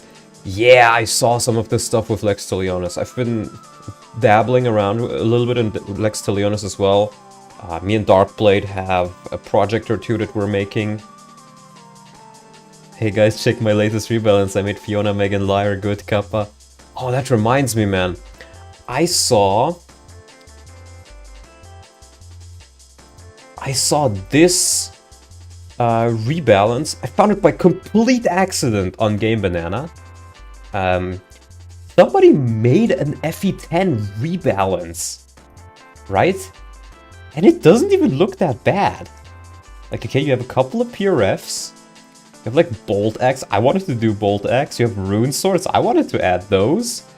You have knives on Lagoose. Or at least, Lyre's Ice Knife. Sonic Sword is back. You have a Rapier. You have Flame Lance, Floret, Hatchet. Dragons can fist. They can defend themselves. Micaiah can use Dark. Herons can attack with their wings? Or get like maybe a stat, I guess this is more of a stat bonus when wielding the wing, and can use Heron magic as wind magic. Shining Bow. Lyre being able to steal. Arcfire Laura. Like, this looks interesting enough to give it a try. New promos, plus 10 crit. Nolan, one of Dane's reformed 4 riders. Aurora on Raisin. And they can use Satri signs. Septimus right here as a boss. Like, this looks pretty interesting. Old Blade. Strategist on sword. Like, it looks like there went a lot of work into this. It was made by a guy called The Brave Gallade and Kalen87. I never knew this existed. So I was considering giving this a try someday, maybe even doing a stream. Because it's also like, what, two years old? Modified 8 days ago. Oh, okay, it was added 2 years ago, but it's actually relatively recent. But I have never heard about this before, never, right? Which is why I was so surprised when I saw it. So I was considering, like, maybe giving this one a try and seeing if it's any good. It's crazy. I thought it was some old hack. I didn't realize it's still being updated. Collab? Nah, I want to make my own one. But it could be interesting for, like, a stream or two to check it out. Don't agree with a few of the changes, but they've absolutely been interesting. Yeah, I like it. There's a couple of changes in here that I would probably do myself. Is it downloadable? Yes! I'm not sure. Radiant Dawn Plus. Look for Radiant Dawn Plus on Game Banana and you can find it. Imagine they show up on your stream. T-posing Lyre with the knife. I can see why you wouldn't like that. Couldn't you theoretically just have the animation look just like she was punching? I think if you just copy the file, the animation file for punching, or shin kicking is what she does rather, and just give it a different name, it will just look like she kicks even if she uses the knife, which is better looking than a T-pose. I'm surprised Max has never seen this, nor any streams of it. I've been looking for Puff Radiance and Radiant Dawn creative streams like this. Yeah. I mean, Manx has been in chat a little bit earlier. But yeah, I just found this pretty interesting, so I may just give it a try. Probably first on my own, and then I'll check it out. Also, to the previous question, yes, I have multiple monitors. I have 2. I actually got my dad, he gave me a couple of old monitors as a gift that he didn't need anymore. So I actually have like 2 bonus monitors. Or 3 rather. They also have Leo able to use a crossbow in tier 1, which is always a T-pose. Yes, but I think you can just make it look like a bow. I've also made Leo able to use the crossbow. I haven't, like... I've completely ignored anything animation-wise for the rebalance so far, but if I have the time at the end of it, I'll fix that stuff up as well. But for now, my main interest is just in the gameplay and pure gameplay.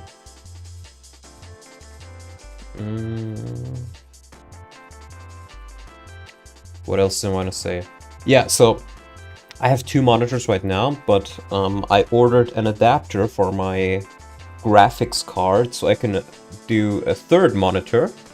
And theoretically I can even do a 4th one, but I think 3 is fine enough for me. Because 2 is fine for like 90%.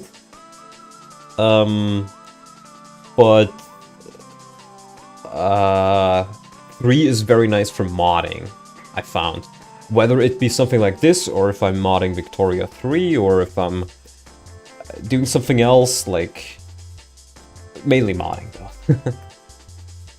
I have like 2, I like 2, I wish I had 4. If there's one thing I can highly recommend, you can find older monitors, extremely cheap, right? You can maybe just ask family and friends if they have old monitors they don't need anymore. Oh, did it stop already? Yeah. You can ask friends and family if they have old monitors they don't need. And even if they have VGA or DP slots, you can find adapters for like 10 bucks, I think. And can just put them into your computer like that, and they work. They're very cheap.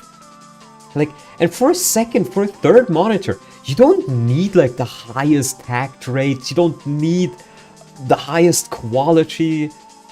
I can't fit any more on my current desk, and I have a cat bed above my monitors. Oh, okay. Well, yeah, that's the other issue. That's the other issue.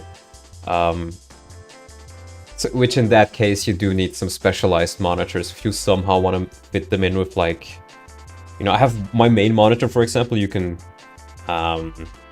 change its position. You can theoretically just like turn it around, and it looks like a smartphone, like a very big smartphone. From the monitor-wise. So there's a lot you can do. Just copy these ones.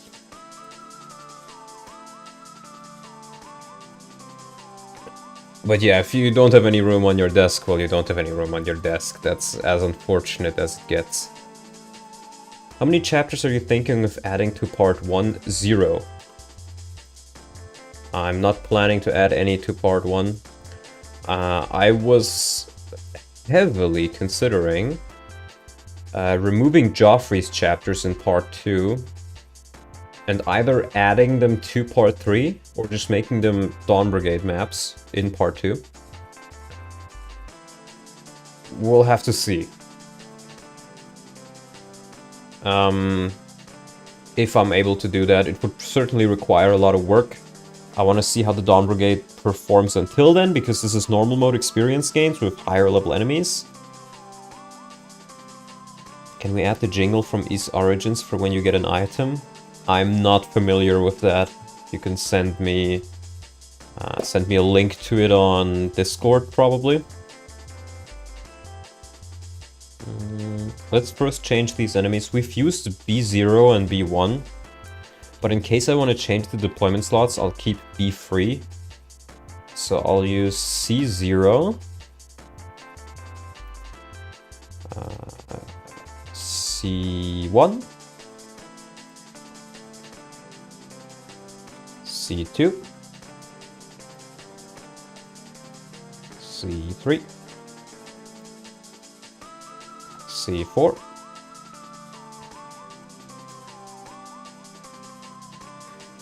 C5, and C6. Hey Donald, are you going to give the Grail Mercs a little bit more money?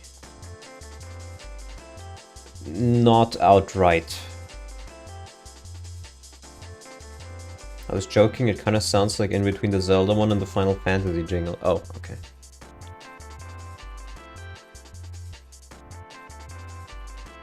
I don't have it planned to give them more money right now.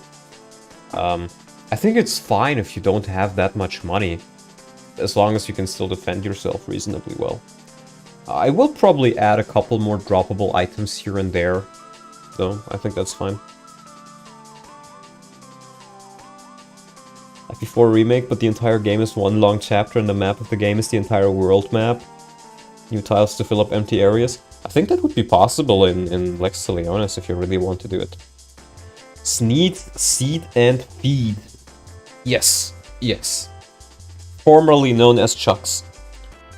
Which is a prime opportunity for me to drink something. No seeds though. That should suffice, yeah.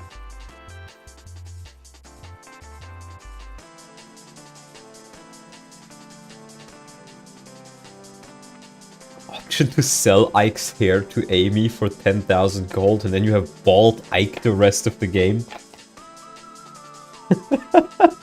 It sounds perfect for like a meme hack. Like an absolute meme hack. Sell Ike's hair for money. Once the map editor for Radiant Dawn becomes a reality, I'm going to make the Tellius Continental project for sure. So based.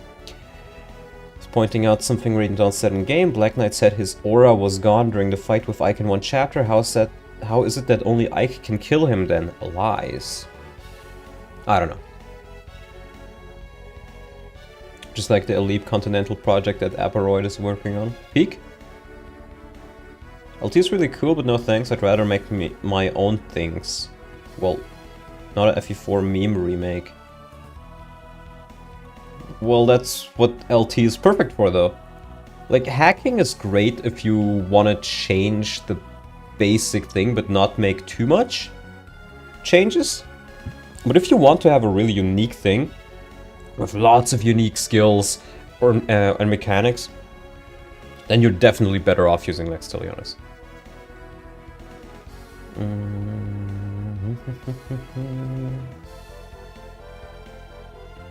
It's really solid. Yup, sure is.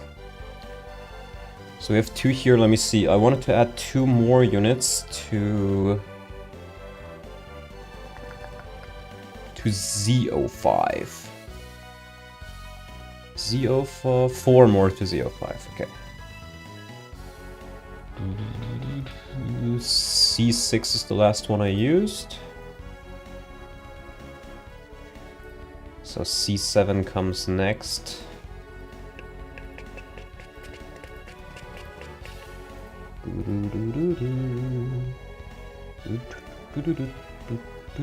You've seen a portrait I made from scratch a long while ago, probably forgot about it, but it's intended to be used in LT someday. Yeah, sorry, I can't remember about that. People send me so many things, so much. C7. C8. C9. And CA. Oh, big A.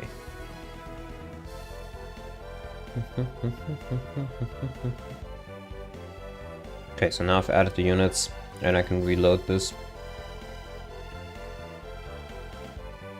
to properly change their positioning. So, okay, yeah, they're all right here. C0. 2, 3, 4. Hold on, is this guy?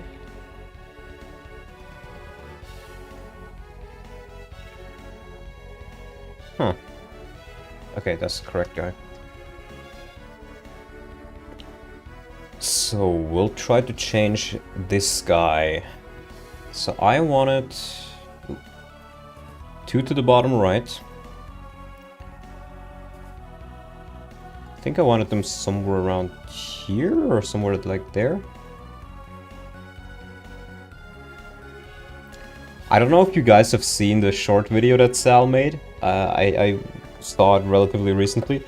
The animation where the Radiant Dawn logo appears on screen when you start the game, you can use that as a battle animation. It is... it is phenomenal. Genuinely phenomenal. Because I thought, like, what could you do with that? Like, you change the graphic, right? And you make it like low tier god, like delete yourself now. That just appears on screen and then the enemy dies. It would be so funny. So fucking funny.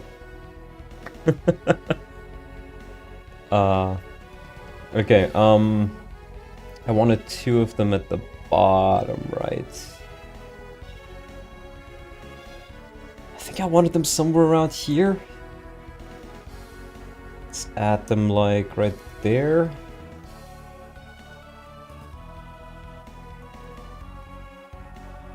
Around here.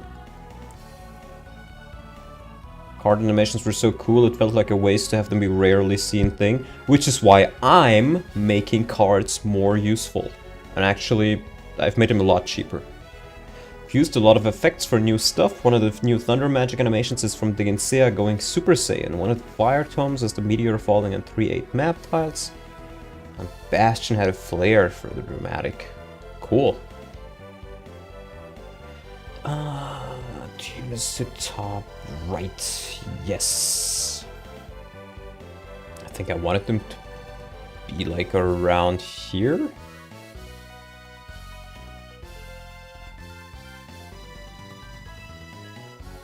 Something like that.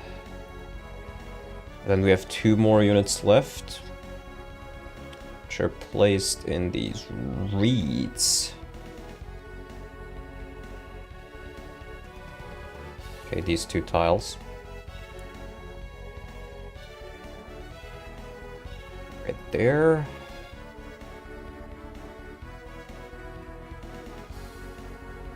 Right here. Or maybe even... let's put them here. Because this section always felt incredibly empty to me. In fact, let's put these guys a step towards the left. And then, yeah, that's the last one that's there, so we have used all of them. Now all that is left is to make them the correct classes. I think them being goons I don't like. They're a little bit too tanky. So maybe we make them a blade.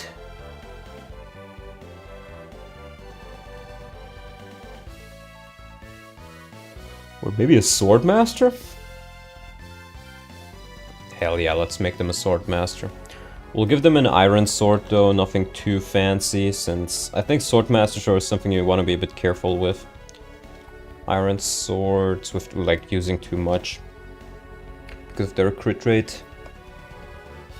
Never understood why the Bane skill never kills its opponents. Hell, they could have made Soph an assassin class. I think most of us thought he would be in Radiant Dawn. That's a good point. Maybe I will make him an assassin. It's kind of sad that... or maybe I will just give Whisperers the assassinate skill as well. Bane is such a weird skill. It's so boring. Because it's just objectively worse than Assassinate, if I recall correctly. Okay, this guy is now a Swordmaster, and we need to check for the Swordmaster ID. Characters.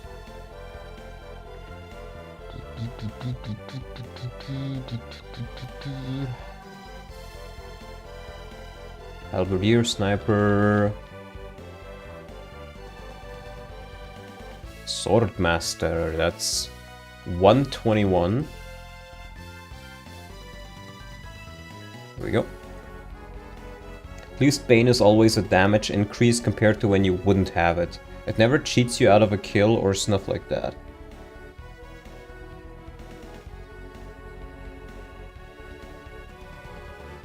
Oh, so Bane only works... Bane can't proc when the enemy has 1 HP. Gotta go now, good luck with this and good night. Alright, thank you for joining in, Timio. Very nice of you. So we have a Swordmaster, and let's make this guy... I kinda like the idea of this dude being like an armor knight that's stuck here. Oh, a rogue.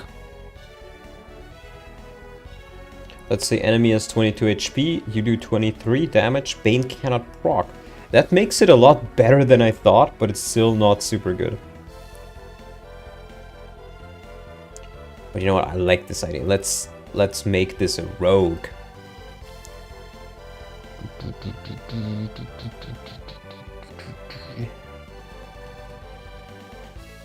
I don't think there really are any rogues in here. Is there any thieves? I think there was a thief in here, right?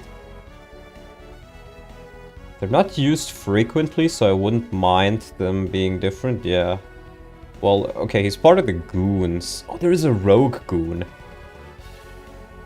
You know what, I like that. There's goons in this map anyway, so... That's 86. There we go. And we'll give this guy a steel. I think it's just dagger, right? Let me double check. Are they just called daggers and knives in the code? Yeah, steel dagger and steel knife, okay. Leaving 1 HP to your enemy doesn't make much sense unless you want to give the kill to an ally or get luck and use it on a high defense knight. Yes.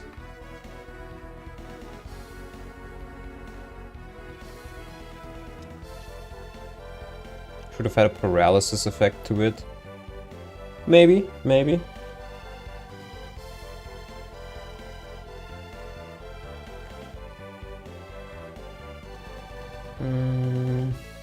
Okay, steel dagger. That fits. Of course, he shouldn't be level 20. Let's make him level 2.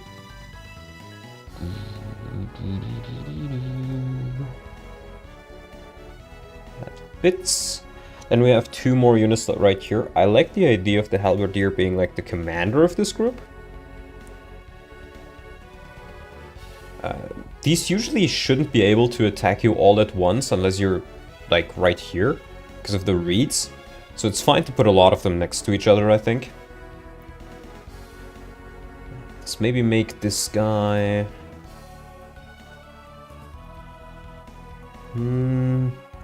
What about a bishop here? Let's add a bishop right here. Bishop. And we'll give him a...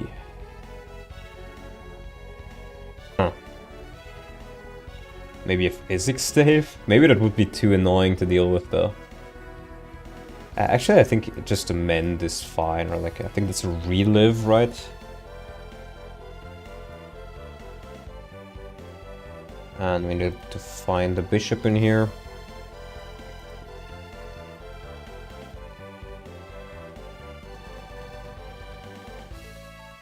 Bishop, that is 123.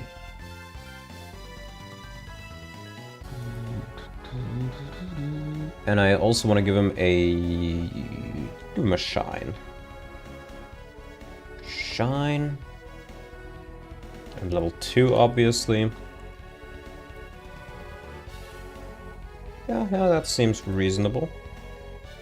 This guy actually has a unique move to prisoner AI.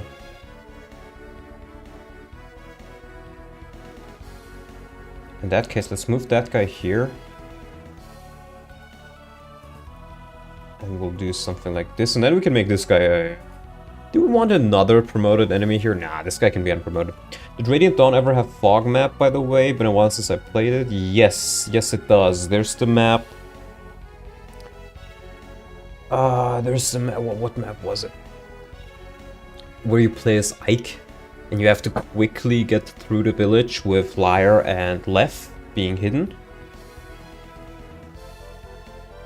That one has fog, that I remember. The Burger King map has fog. You know, where you're alone with Micaiah and the Burger King.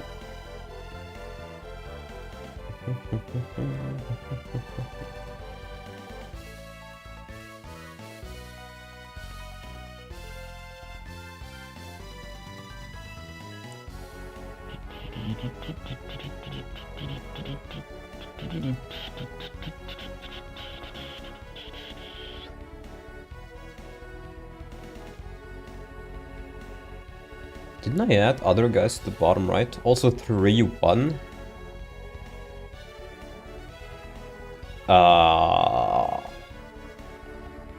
True? I think that's the one I was thinking of, right? Yeah.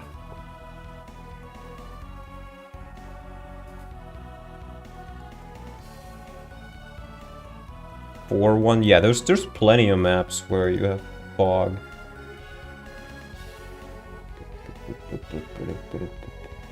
Oh yeah, 2 reinforcements to bottom right.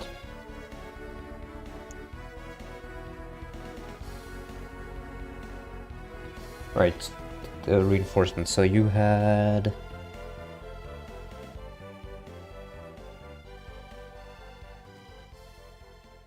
Two to the bottom right.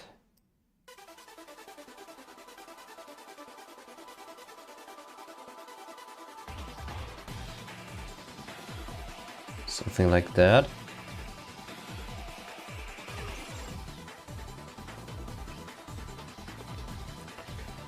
Fog by another name should be called Dark. Should it though? I think there's probably enough reinforcements here now. Unless, no, I wanted to add like 2 more there, right?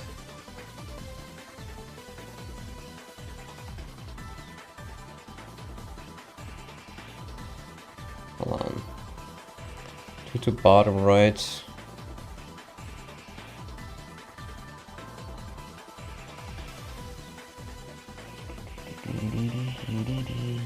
I think these guys should be here. I think I mismanaged them.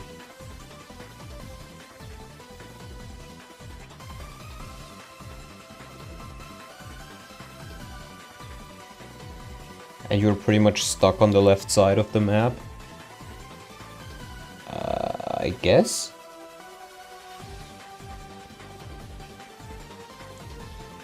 One is the one of the entire army of green cats. Wait, which one was 3P then? Wasn't that 3P?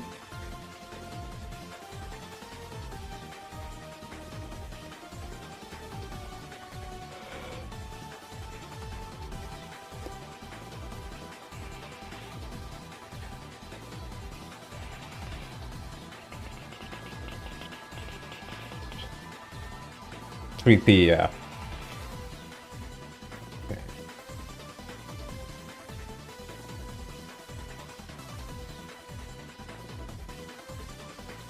Let's maybe do something like this.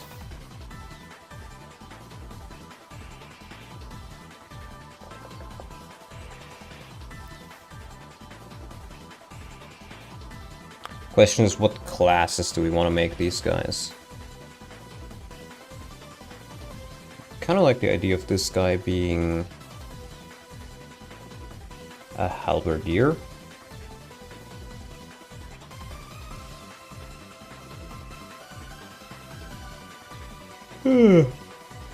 That's 123. And we have Thunder Mage. Oh, let's give him a hand spear.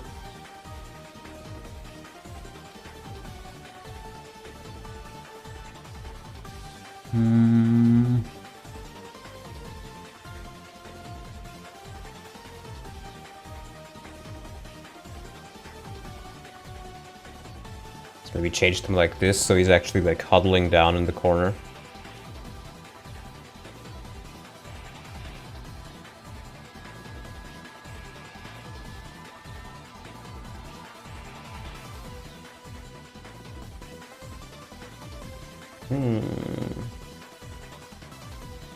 Oh, maybe he has an armor knight here.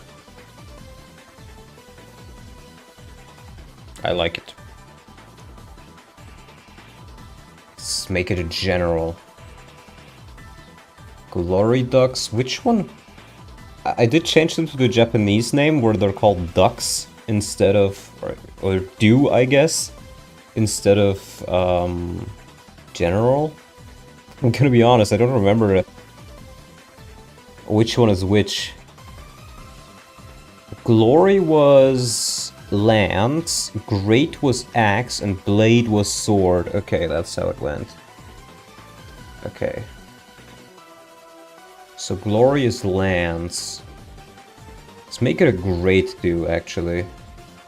And give him a...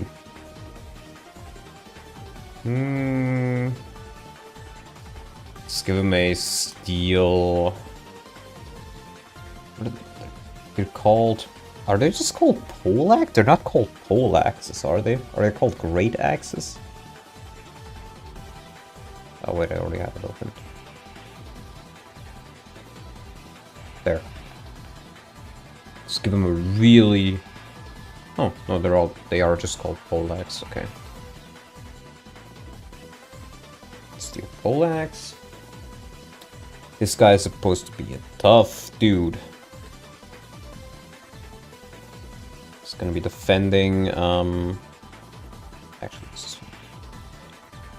defending Radmin. This guy, instead of being a soldier, let's turn him into a lance armor knight as well.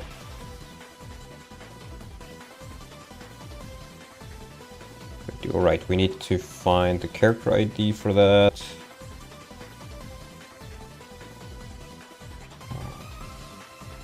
Glory do, great do, so that's 110.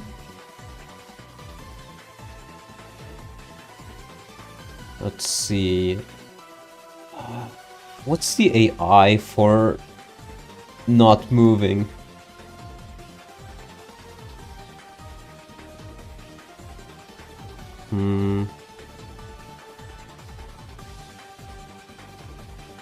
Oh wait, decent health strategy, no move. Decent health goal. What's the difference between a goal and a strategy? Sequence no move. Because Radman has sequence no move, but he attacks. So I guess goal goes before strategy? Is that how it works?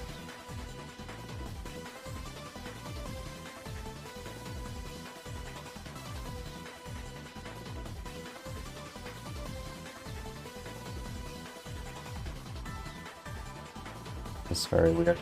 Bear heal. A goal is the result. Is a result, a strategy is a plan.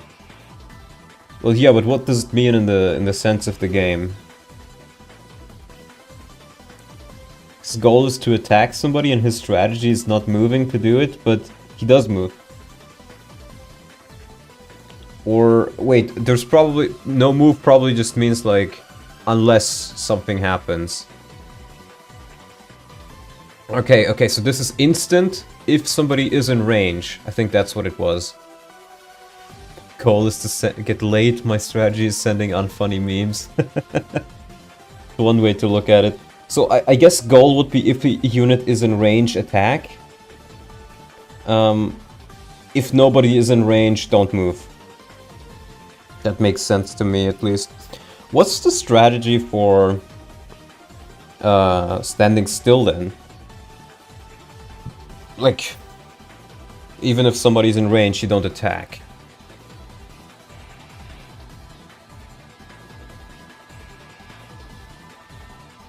Or I guess that would make him less dangerous, so no. You know what? I'll keep it like this. Both are no move then.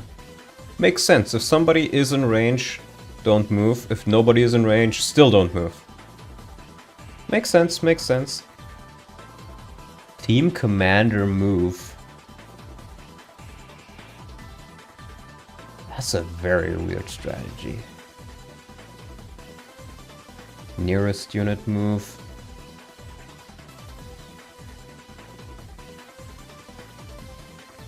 Let's put them on no move.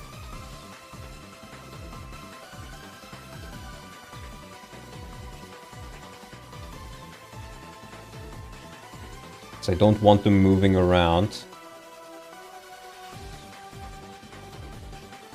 That guy can move, this guy can move. But these guys should only attack. Somebody comes close, okay. They have attack range move and this... So they will attack range move? Is that if a unit is in twice their attack range, they move? I'm gonna assume it's that because it's used in GBA, for example, I know.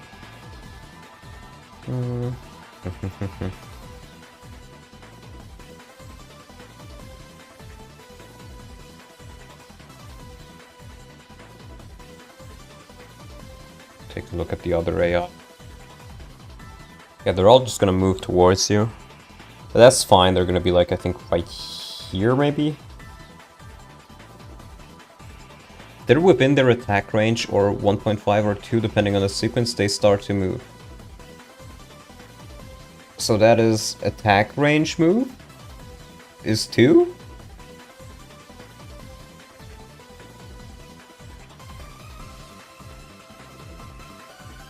Oh, wait. This is... If somebody is in their attack range, then move. And this one is check if any unit is within 100% of their attack range. So if they can attack them in one turn. Okay. Okay. Makes sense. I think for these guys it probably makes the most sense if they stand still. The 100 is chance of attacking. Oh! Chance of attacking. That's a thing in this game? Oh my god. The Vigilantes in 2-1 have all unit attack 50, so 50-50 chance of attacking. Okay. Interesting. Wait, so attack range is what then? Like, how do I change it from 1.0 to 1.5 or 2.0? Or what are the different commands for that? In any case, I think I'm just gonna give them... Hate that sequence, never using it. Yeah. Because the player has no idea what the AI for them is. I'll just give these three the same strategy. Should be fine.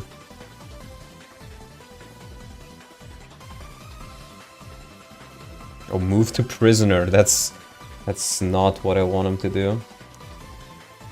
Attack range move.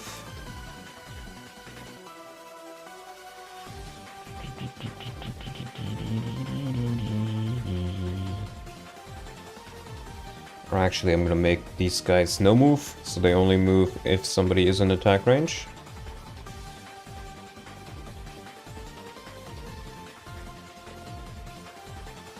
Oh, what's the AI on the healer here? Team commander move.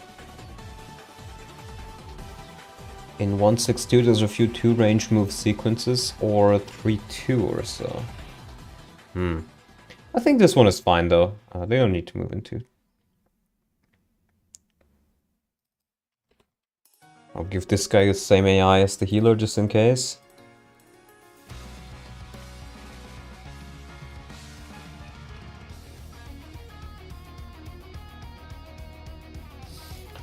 Yep.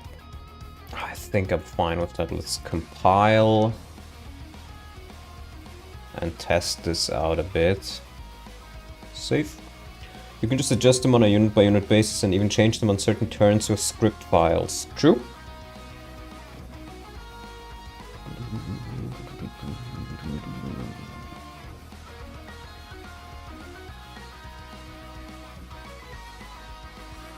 I don't want to do anything too fancy right now. And I don't think I want to make this stream all that long either. Certainly not as long as the other one. Just to not get burned out on it. I did just copy it, right?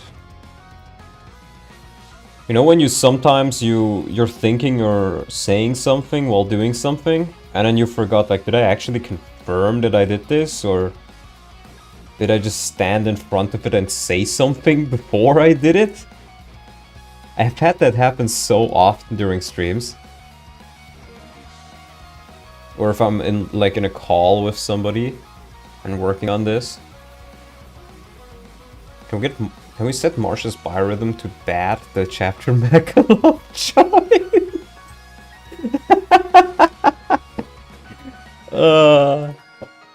I can probably do that. I'm not quite sure if you can change biorhythm by event.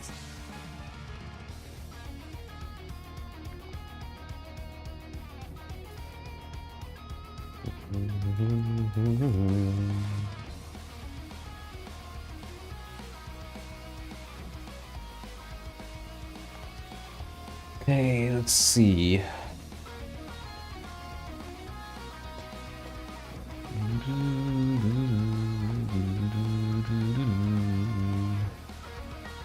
Alright, Laura, I got Laura off for Jill.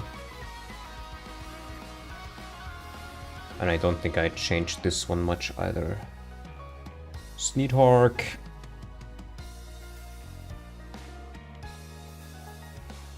Something like this.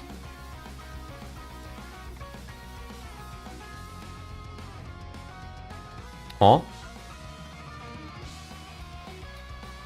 Did I fuck up that guy's number?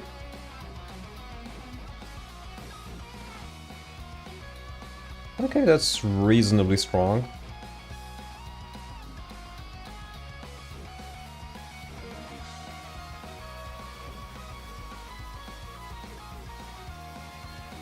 There's supposed to be a great do right here. Let's take a look.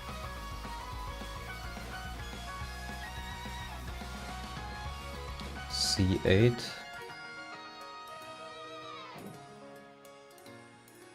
Oh, he's a reinforcement. That's fine though, actually. That's fine. I think he appears on like turn 3. Yeah, that's fine, that's fine. Oh, I forgot to make them instantly transform. I think let's take a look at the ripped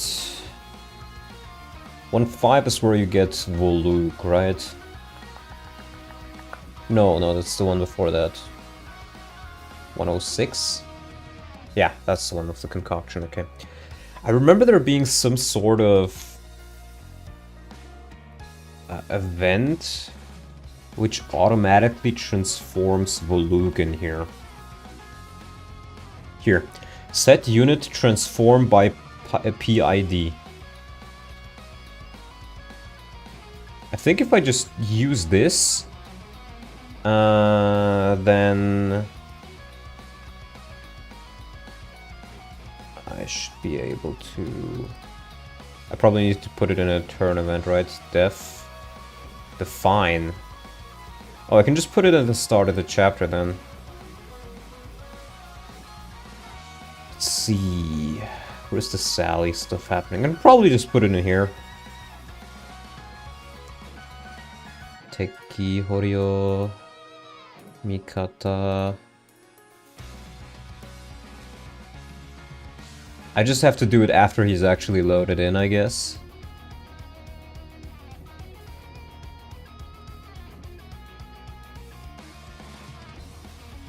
Oh, Hatari. Yeah, that's dumb. Okay. Let's just do that. Like that. 1, 2... So we'll do Vise. This music reminds me of the Mega Man X themes from SNES. It is Sen no Kiseki 4 OST Burning Throb. I have no idea what this even is, but it was in my list. Here you can see the other stuff I usually listen to for hours on end while working on this. Powerwolf, I really like metal. Powerwolf, Windrose, Glory Hammer.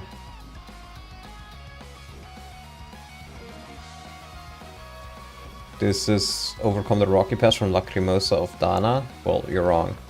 Unless that's like the English name. So we have Vise, we have Mowarim, and we have Nike. I think that should set their gauge to 30 as well, right? Well, we'll try it out. Completely different songs, okay. Phenomenal. Good job.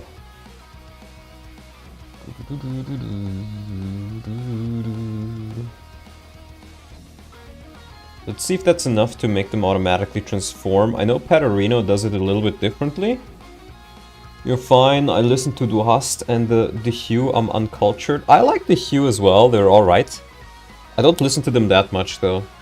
Rammstein, they have a couple of alright songs, but I don't really...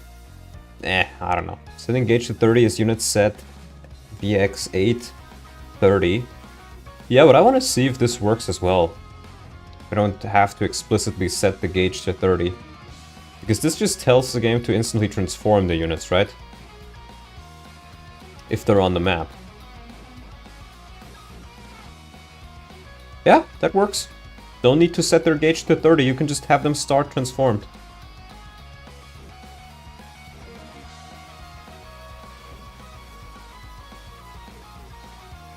Unless you have an event that checks, like, if you have lycanthropy, then set to 30. Because this one just sets it of specific characters. And let me check if I were to undeploy them and... Okay, no, they're still transformed. What if I go back to base? They're still transformed. Seems to work reasonably well.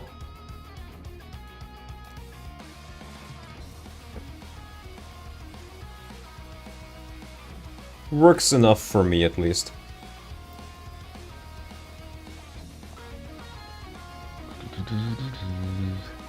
think my YouTube recap, or whatever it's called, had Heats from Getter Robo as my most listened song. So I've sent Peterino one that does it automatically for every Lagoose, where it automatically cycles through them. Yeah, he's shown me that one, and I was wondering why he did it like that, because I saw this command. But I guess that explains it.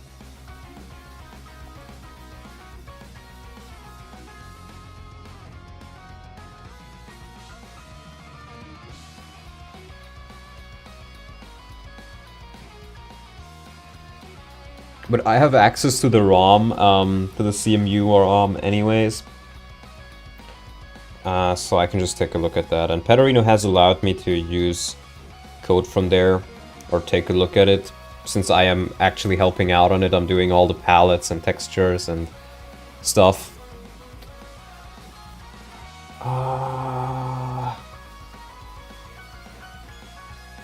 Yeah, right, okay, I need to still reposition my units here. Seahawk. Yeah, like that, and that is fine. And we'll see how it flows now. So we have these guys right now. Okay, they actually have way more move than I thought they would. What the fuck? Is their movement not impeded by reeds? Huh? Maybe I need to put them one further back. That's too much. Let's put them one further back. Whoop, whoop. I can live with it for now, though. Since I already did the preps. I think my units are strong enough that they can just take, like Tornio can just take 2 of them. They're just the kind of guy, Tumblr women simp, amazed they never found him. They did find them. There's this one woman who has made like, or commissioned like 20, 30, 50, I'm not quite sure, but it was definitely over 20 art pieces of Micaiah and Jared romance. Like, Oof has showed it to me before. It's, I think interesting would be a good way to describe it. It's interesting. Yeah, as you can see, Warim, he's definitely more of a fast tiger now. Okay, he can barely double this guy. The Mickey and Jared shipping is real. It apparently is. Oh, nice crit. That's gold. Also, of course, it was fucking Roar. Well, yeah, no, I was gonna, give you some retort as to why, hey, don't be... But no, you're 100% right. Oh, wow, crit patch enabled. Oof is definitely the type of guy to do that. If anybody is the type of guy to do that, it is Oof. God, Jill. Jill, why you no kill?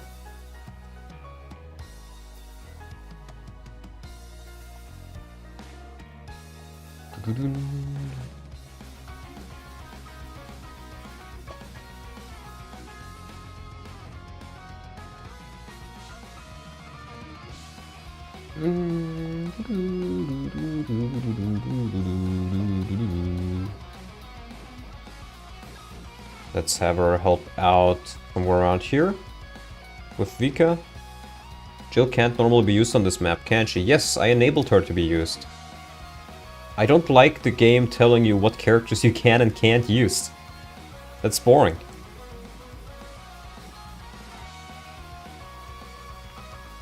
Hello streamer, what is your favorite color? My favorite color is I don't know actually. I'm not racist, okay? I like all the colors. Whether you're blue or green. Or even a red unit.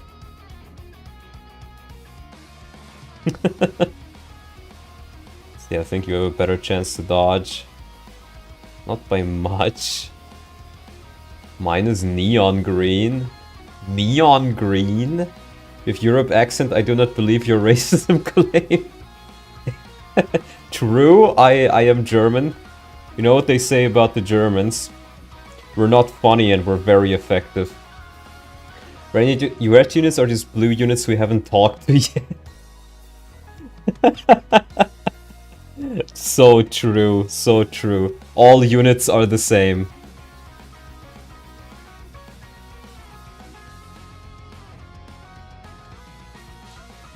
All units are the same. Red units are just blue units you haven't talked. Okay, that one is great. No, my vulnerary!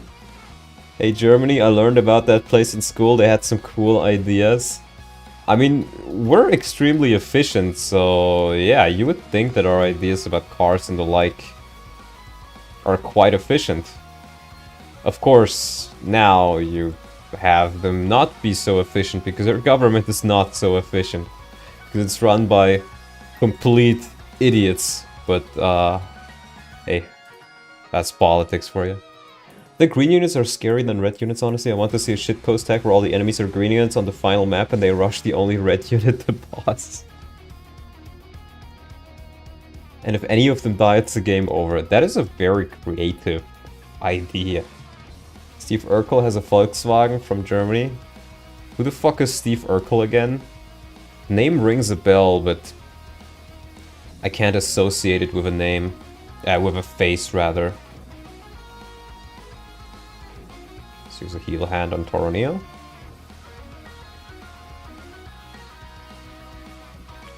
Right, we have that guy.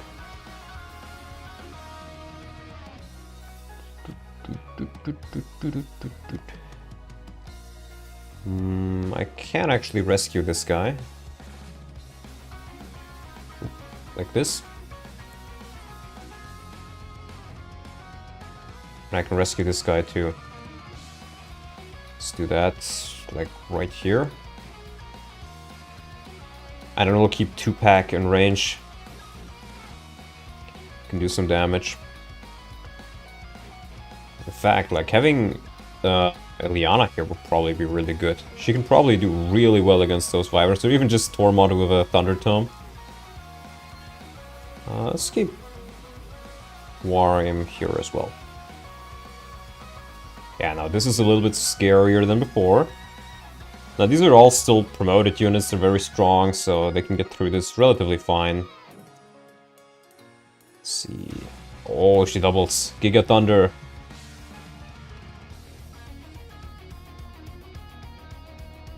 It was pretty cool you found that secret conversation last stream. I wonder just how much cut content made it into the game. Good question. Oh, he's actually attacking me. Right, I put it to move to commander. And there's nobody to heal. Makes sense. Ooh, Volug. Ooh, Ileana.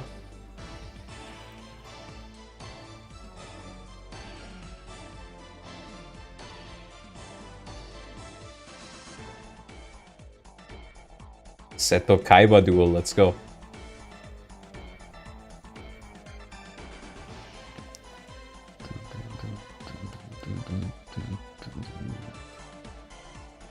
Didn't I change the class of these guys?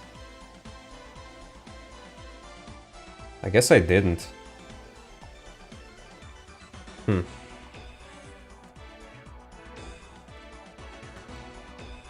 Well, in any case, you need to heal up. All of you need to heal up.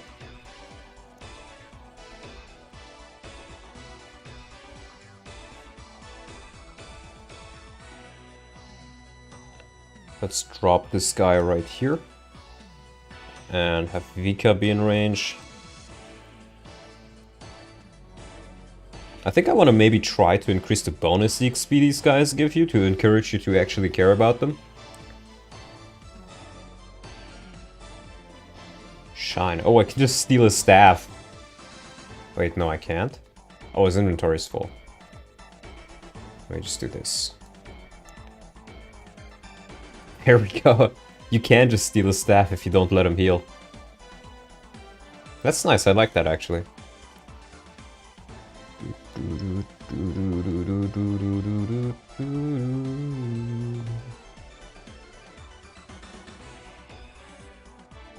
Okay, maybe this wasn't all that good of an idea. Oh, he gets doubled, really? Well, he has to defend Nolan. So we'll heal him up.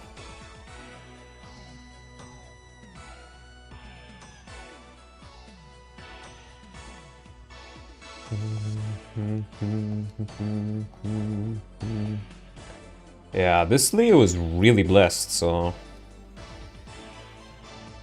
I can just do that. Let's have Tormod move towards there. Warim can move towards that direction as well.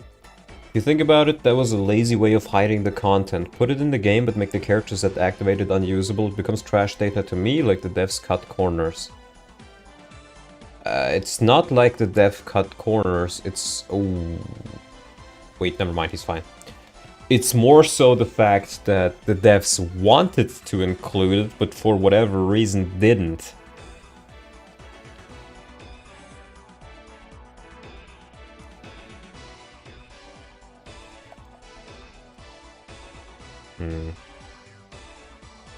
Yeah, all of them having Elf Thunder might be a bit too much here. Then again, this makes you actually have to take a step back and retreat. Which can also be more interesting. How much do you take from these guys? 9? Ooh.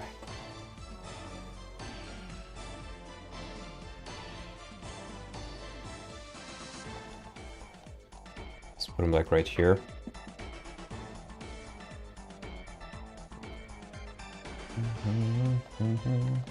We can put her here, I think the Brigand will go for her.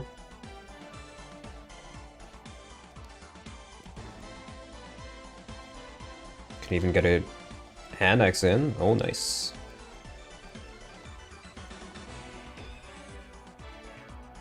Vika actually useful. All I really did was give her like 1 more strength, I think. And some magic for the Spectre cards.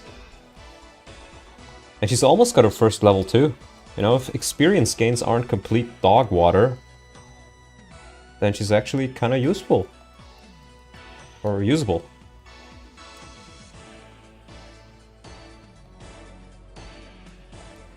So, kill.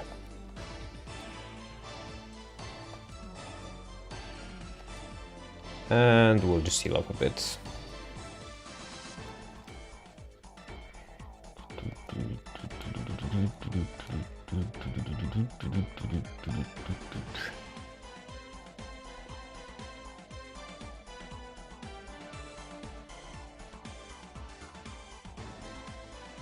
Okay, they can barely kill together, but that's fine. Barely is...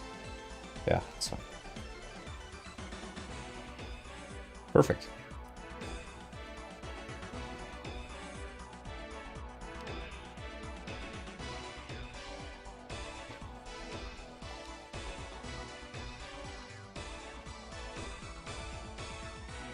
Oh, he got crit. Well, it was bound to happen.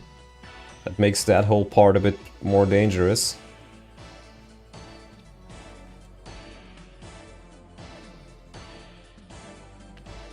Yeah, I probably should have sent Warim towards the left. These are 3 guys. I think Ilyana can take on 3 guys though, yeah. They don't have that good of a hit rate on her either. Yep, especially with that, she should be able to take him on.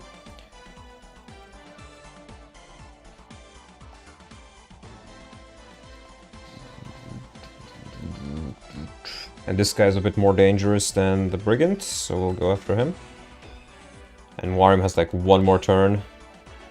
There are many people online who'd love to see Ileana take on 3 guys. I think you're right.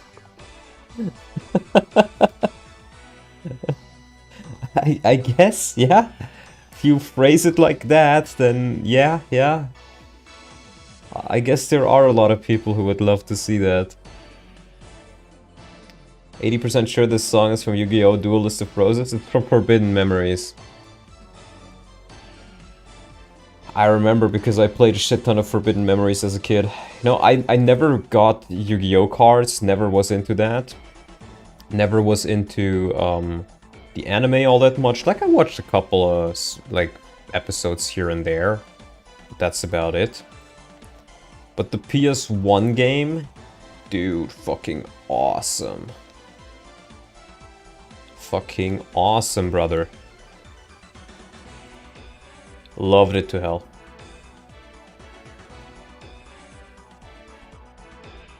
Guess pretty close. Yeah, pretty close is good enough. Duelist of the Roses was peak. Never played any other Yu-Gi-Oh! Games, if I'm being honest. Just Forbidden Memories, but I really liked Forbidden Memories.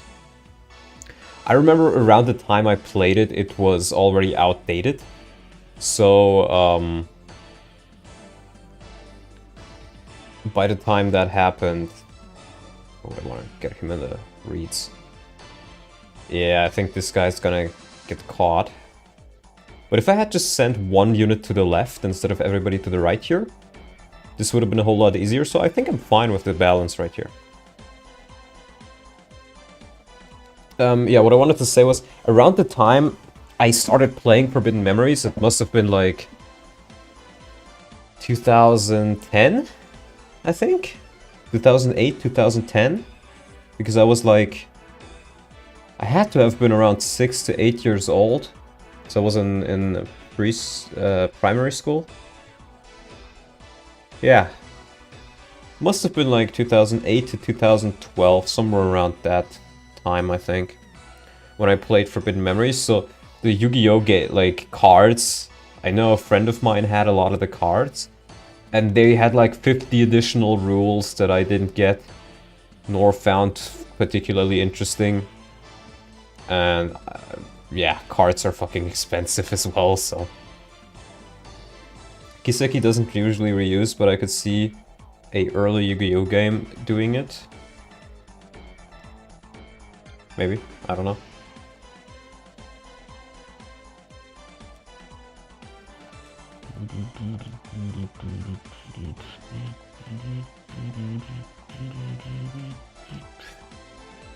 But yeah, having to send some of your units towards the left is much more interesting.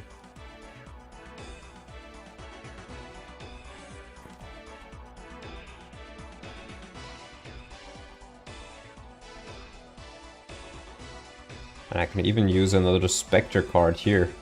Spectre card Vika unironically good. I can't believe it. And she gets more magic from it. This is how to make Vika good. He goes for him, but ooh, that's not quite enough. Pretty sure some of the models between Falsebound Kingdom, Duelist of Roses, and Forbidden Memories are shared. Could very well be. I remember I found out that you can see the models of the your monsters by complete accident. Oh, I should have given her a knife. I should have given her a knife. She would go through this priest like butter. That's like the one use knives have, and I forgot to give her one.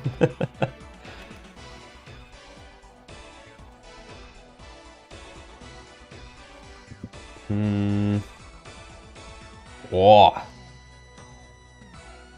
Spectre card Vika, my beloved. So good. Yeah, I remember I only found out about the fact that you can view their models by complete accident, and I like went ahead and looked at every model I could find. I thought it looked super fucking awesome.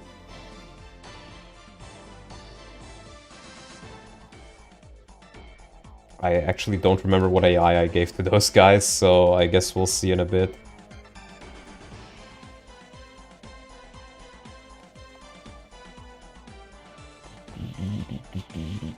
Yeah, Mickey is not in range, thank God.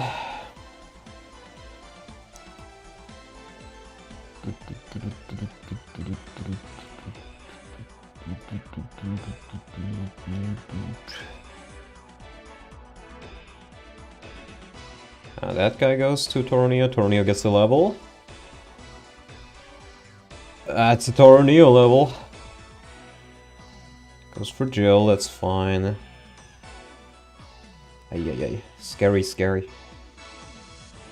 But I think this map is already a million times more interesting than what it was before.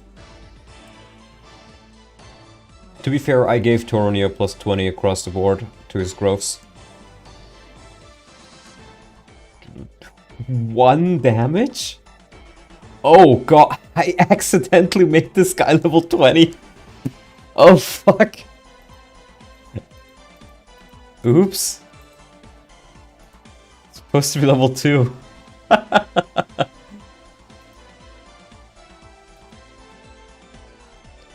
like how fast generals are in Radiant Dawn. I don't like it because it makes them just feel less like a general. They're supposed to be a little bit slower than your units normally are. Okay, so this guy is the real boss of the chapter now. Oh jeez. I think I can still get a kill with the Spectre card with Vika here. Yeah, there we go.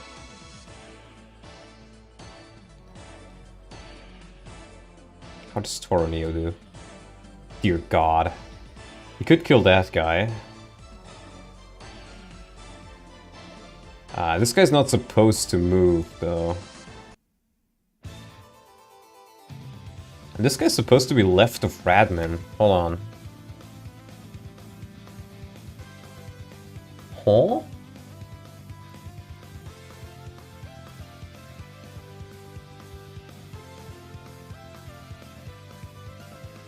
Why is he not left of Radman? Oh, because somebody moved on that tile. I think it was the priest, right?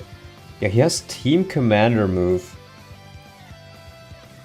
I think I should just give him the no move thing.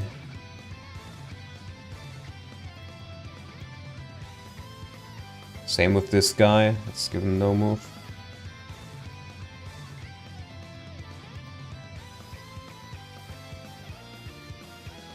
Yeah. In fact, instead of forcing the player to move one unit here, let's just give the, add another unit that is able to move towards, be deployed here, maybe?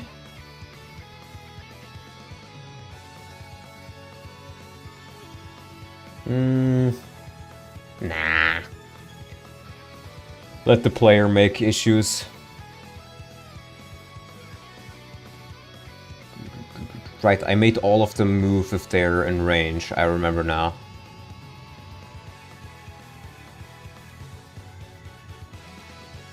Well, we gotta retreat and deal with that guy.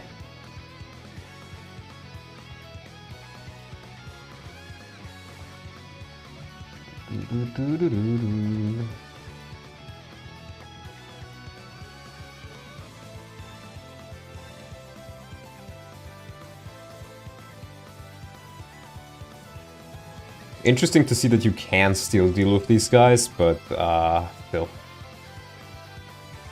And X. He is not supposed to be that strong. You're not that guy, pal. You're not supposed to be that guy, pal.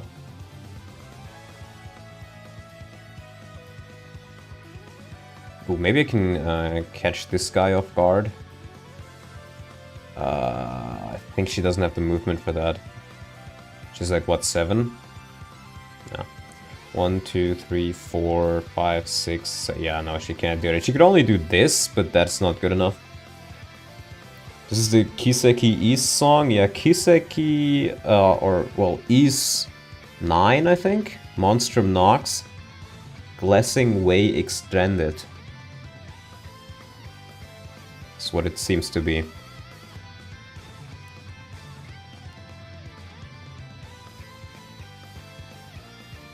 Come on, Ilyana, you can take down the healer, even if you don't have your knife. Oh, jeez.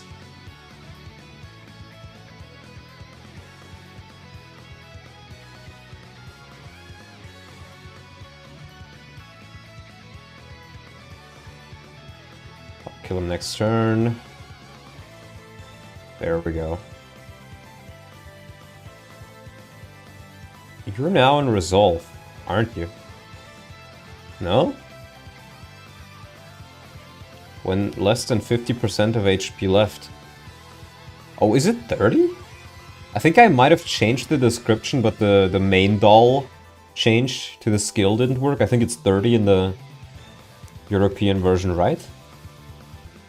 Or, oh no, I think it doesn't show in the combat forecast. Is that what it is? Might be what it is.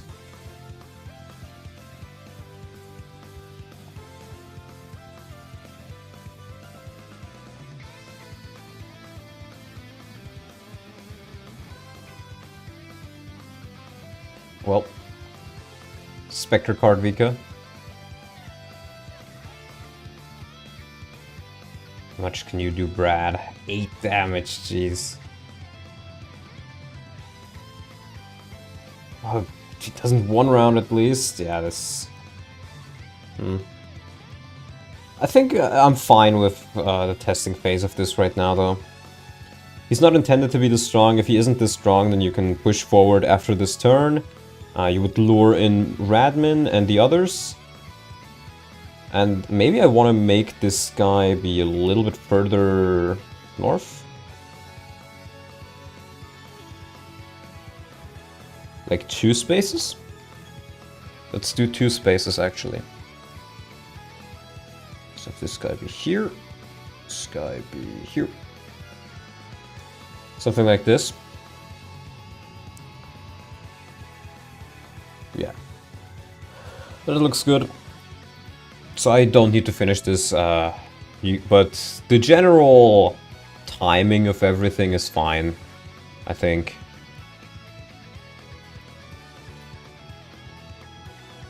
So I think I'm gonna leave it at that for today. I haven't done quite as much today as last time. Yeah, only like 3 hours instead of the 5.5 or almost 6 that I did before. But I'm already feeling a little bit tired, and I think Max is streaming in like 3 minutes anyways. I think he usually starts at like 21, right? So I'm fine ending it a bit early. I've done some reasonable changes on the chapter, I think. There's still a little bit more I can probably do.